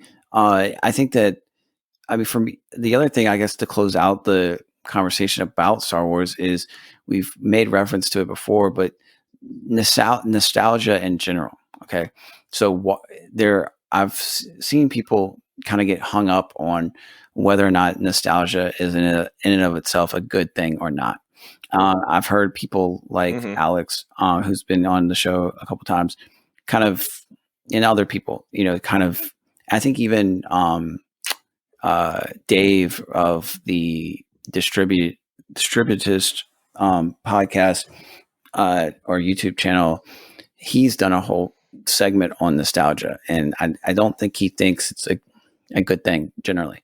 And I think this is interesting because, for me, I mean, I'm very nostalgic. So, I have to kind of look at it, or try to a little bit, or I'm going to try to now to look at it a little bit objectively about, okay, whether or not nostalgia is something that can be in and of itself good or bad. I think, when you look at the definition of it, it's just a sentimental longing, for the past, whether it's a place, a period, or a time in your life, or something specific, like a specific person. Maybe you could just have a nostalgic feeling about it. And for something that your childhood or your early adulthood or whatever time you're looking back at, and to have this kind of wistful sentimentality attached to it, I think it could be like a lot of things, it could go too far. It could be, even not just a little bit too far. You could be obsessed with it. You could be living in the past, so there's that danger, I guess. But to me, in and of itself, I just thought of Napoleon Dynamite, and remember Uncle Rico? Yeah, exactly. Always making, man, if I could only win states, That's like where I would be now. That's like a good illustration of the person that never got through high school, that never is always living, for that last touchdown or that some point in time where they thought that it's tragically they peaked when they were 17 or something, and or maybe it was in college when they did this or that, or maybe it was, I don't know, like any achievement or something and it's like you can't let that, of course, dominate your life and live in the past like that. You need to continue to grow, but I don't think that having nostalgia is in and of itself a bad thing. I think it's one of our more human qualities in a lot of ways. I mean, it's like, where does nostalgia begin and end? And, reverence, when does nostalgia end and reverence begin or something? It's like, or what Okay. have you, like, or whatever adjective or word you want to use to describe a longing or yearning for something, where you actually, I don't know, kind of in a weird way put it up on a pedestal and, you know, I don't know. It's kind of like, is there a place for healthy nostalgia? I think there is. What do you think? Healthy nostalgia? Oh, definitely. I mean, well, sentiments too can have attachments Yeah. to them as well. They can be good, they can be bad, Yeah. they can be mixed. Um, I mean, uh, well, I don't want to get boomer Yeah. political, but maybe I will. Well, when Colin Kaepernick decided to Hmm. take a knee because he didn't have enough attention on him, in a sense. But the backstory is that by taking a knee for allegedly his cause, quote unquote, that is the ceremony of what fallen soldiers do to give the flag away to the family. So a soldier takes the folded flag and kneels before the family of the soldier who has passed and gives that folded flag to that family. So the kneeling, obviously, you kneel when you pray most of the time. That's showing respect to God. When you take a knee and pop the question, that's showing respect to that future spouse. I don't want to, misgender anybody. And gives, that gives that sign of respect. In a way, I'm like, okay, I can, I, I buy it Hmm. a little bit, but Kaepernick obviously made money off of it. So, no, I don't completely buy it. And it tainted my growing up because I played football as well as martial arts and hockey. Hockey doesn't have this problem, surprisingly. But it left a bad taste in my mouth when it came to the NFL and watching football now I'm like, well, if I miss a game this Sunday, I don't care. Like, now I have that kind of attitude, whereas before I was kind of religious, a little bit religious about it, watching football on Sundays more so than going to the other place I should be at. But it was one of those things where it kind of becomes, as obviously people say, hot dogs, 4th of July, American football, and beer as a part of the American culture. And in a sense, it tainted the nostalgia for me. It tainted what the NFL as an American institution, quote unquote, stands for. What like men like Hall of Famers, stand for. What men of the past who were incredible athletes, but there were plenty of them who served in well, not both world wars, mainly World War II, and I'm sure the Korean War, the Vietnam War, and then whatever conflict we're in and out with that too, and all the way up until this point. There was a prominent NFL player. His name was Pat Tillman. He played safety for the Arizona Cardinals. God rest his soul. He died in action and combat. So there you go. I mean, that's just it. Where it's like you have somebody who sacrificed, who could have wound up as Jabba the Hutt, but instead he wound up more so as Luke Skywalker. He wound up being a hero, making the ultimate sacrifice for his country that he loves. So that's the thing where it's like yeah, I kind of get like what Kaepernick was doing, but in the other sense, I'm like, you get paid millions of dollars to play a freaking sport. So you're going to tell me and sit there and say this is for one thing when we all know it's because you're not getting enough attention. You've just became a backup quarterback. So ipso facto on this one, I guess. But when it comes to like a bad feeling of nostalgia, and I guess this is one of them. I know it's kind of abstract in a sense. It's kind of strange, but being, well, kind of a casual sports fan, I would never consider myself a really hardcore sports fan. It's one of those things where it's like okay, I grew up with this. Whatever. I can throw it out now. I mean, I could take it or leave it. I don't really. And see, that's the thing. Like it doesn't define who I am. It doesn't make who I want to be. And I guess in a sense, like that attachment is there, but it's strange. It's strange because it's like I don't get teared up about, well, all right, full disclosure, I'm a huge Detroit Lions fan. I don't get teared up about whether they win or lose. They lose a lot, so you just kind of get used to that. You kind of just that's numb like, to it. Probably healthy. It's like if you were getting that emotional about it, it's like, it's like, that's a whole other topic, like these guys that get obsessed about. Yeah, that's true. They not even just like team sports, but any type of, thing that you're kind of watching.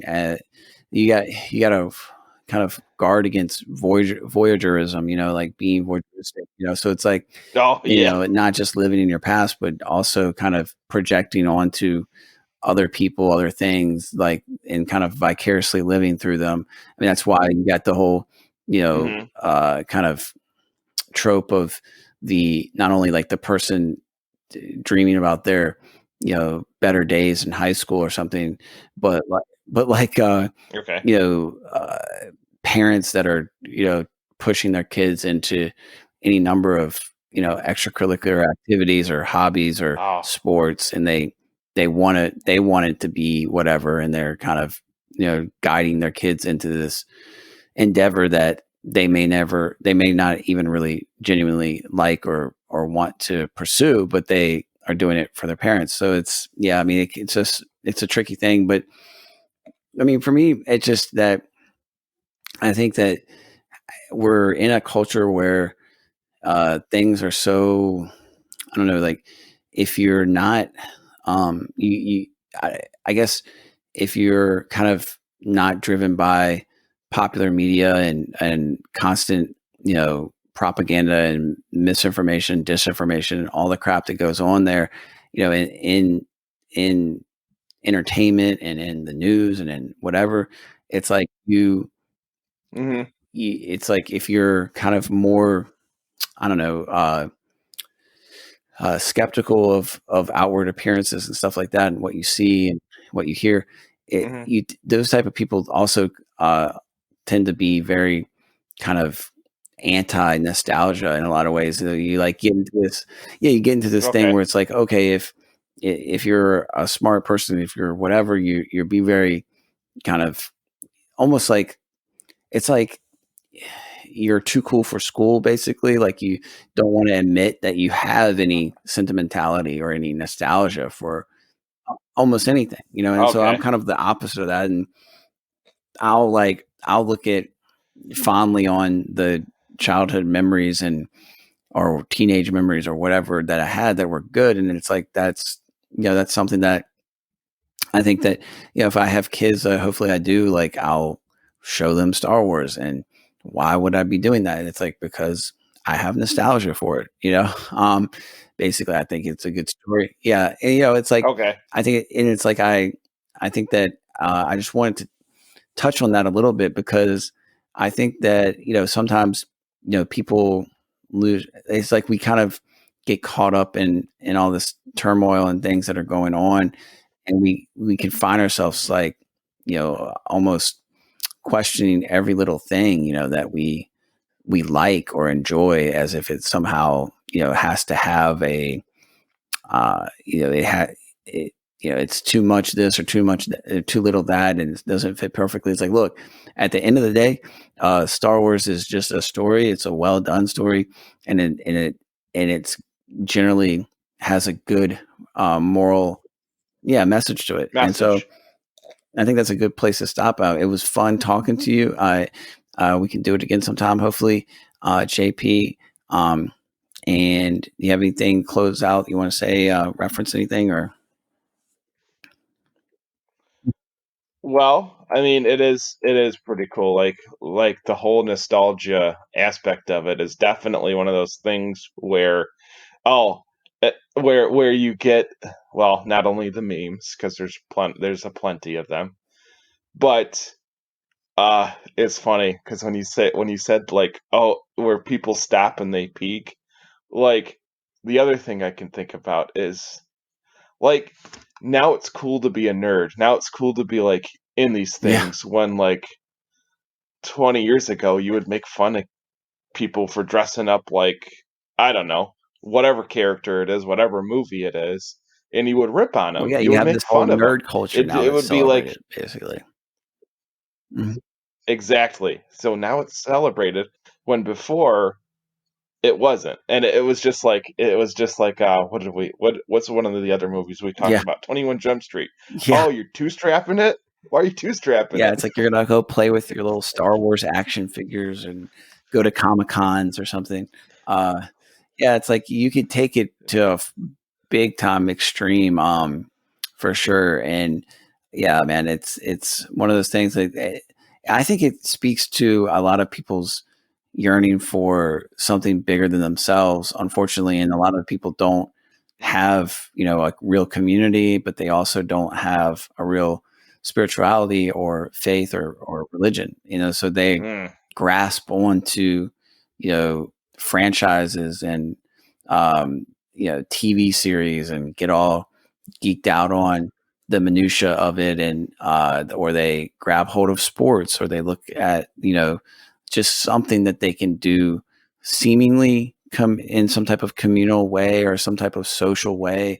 But yeah, it just, like, it Okay. loses, well, it's just, it can't replace, family and, community, and it definitely can't replace religion. But I think apparently that's almost, seemingly what's going on there. Yeah. I see what you mean. Like they're interjecting, or they're replacing And they're probably that with not, I mean, something of else. course, they're Yeah. not doing it consciously, really. I wouldn't suspect, like, they're like, yeah, I'm going to go to the cult of, George Lucas and celebrate the Star Wars epic. But Although it sounds like a great South Park episode, I yeah, can tell you that. well, uh, everybody, this is Rusty and JP with Vignettes. Good night. See ya.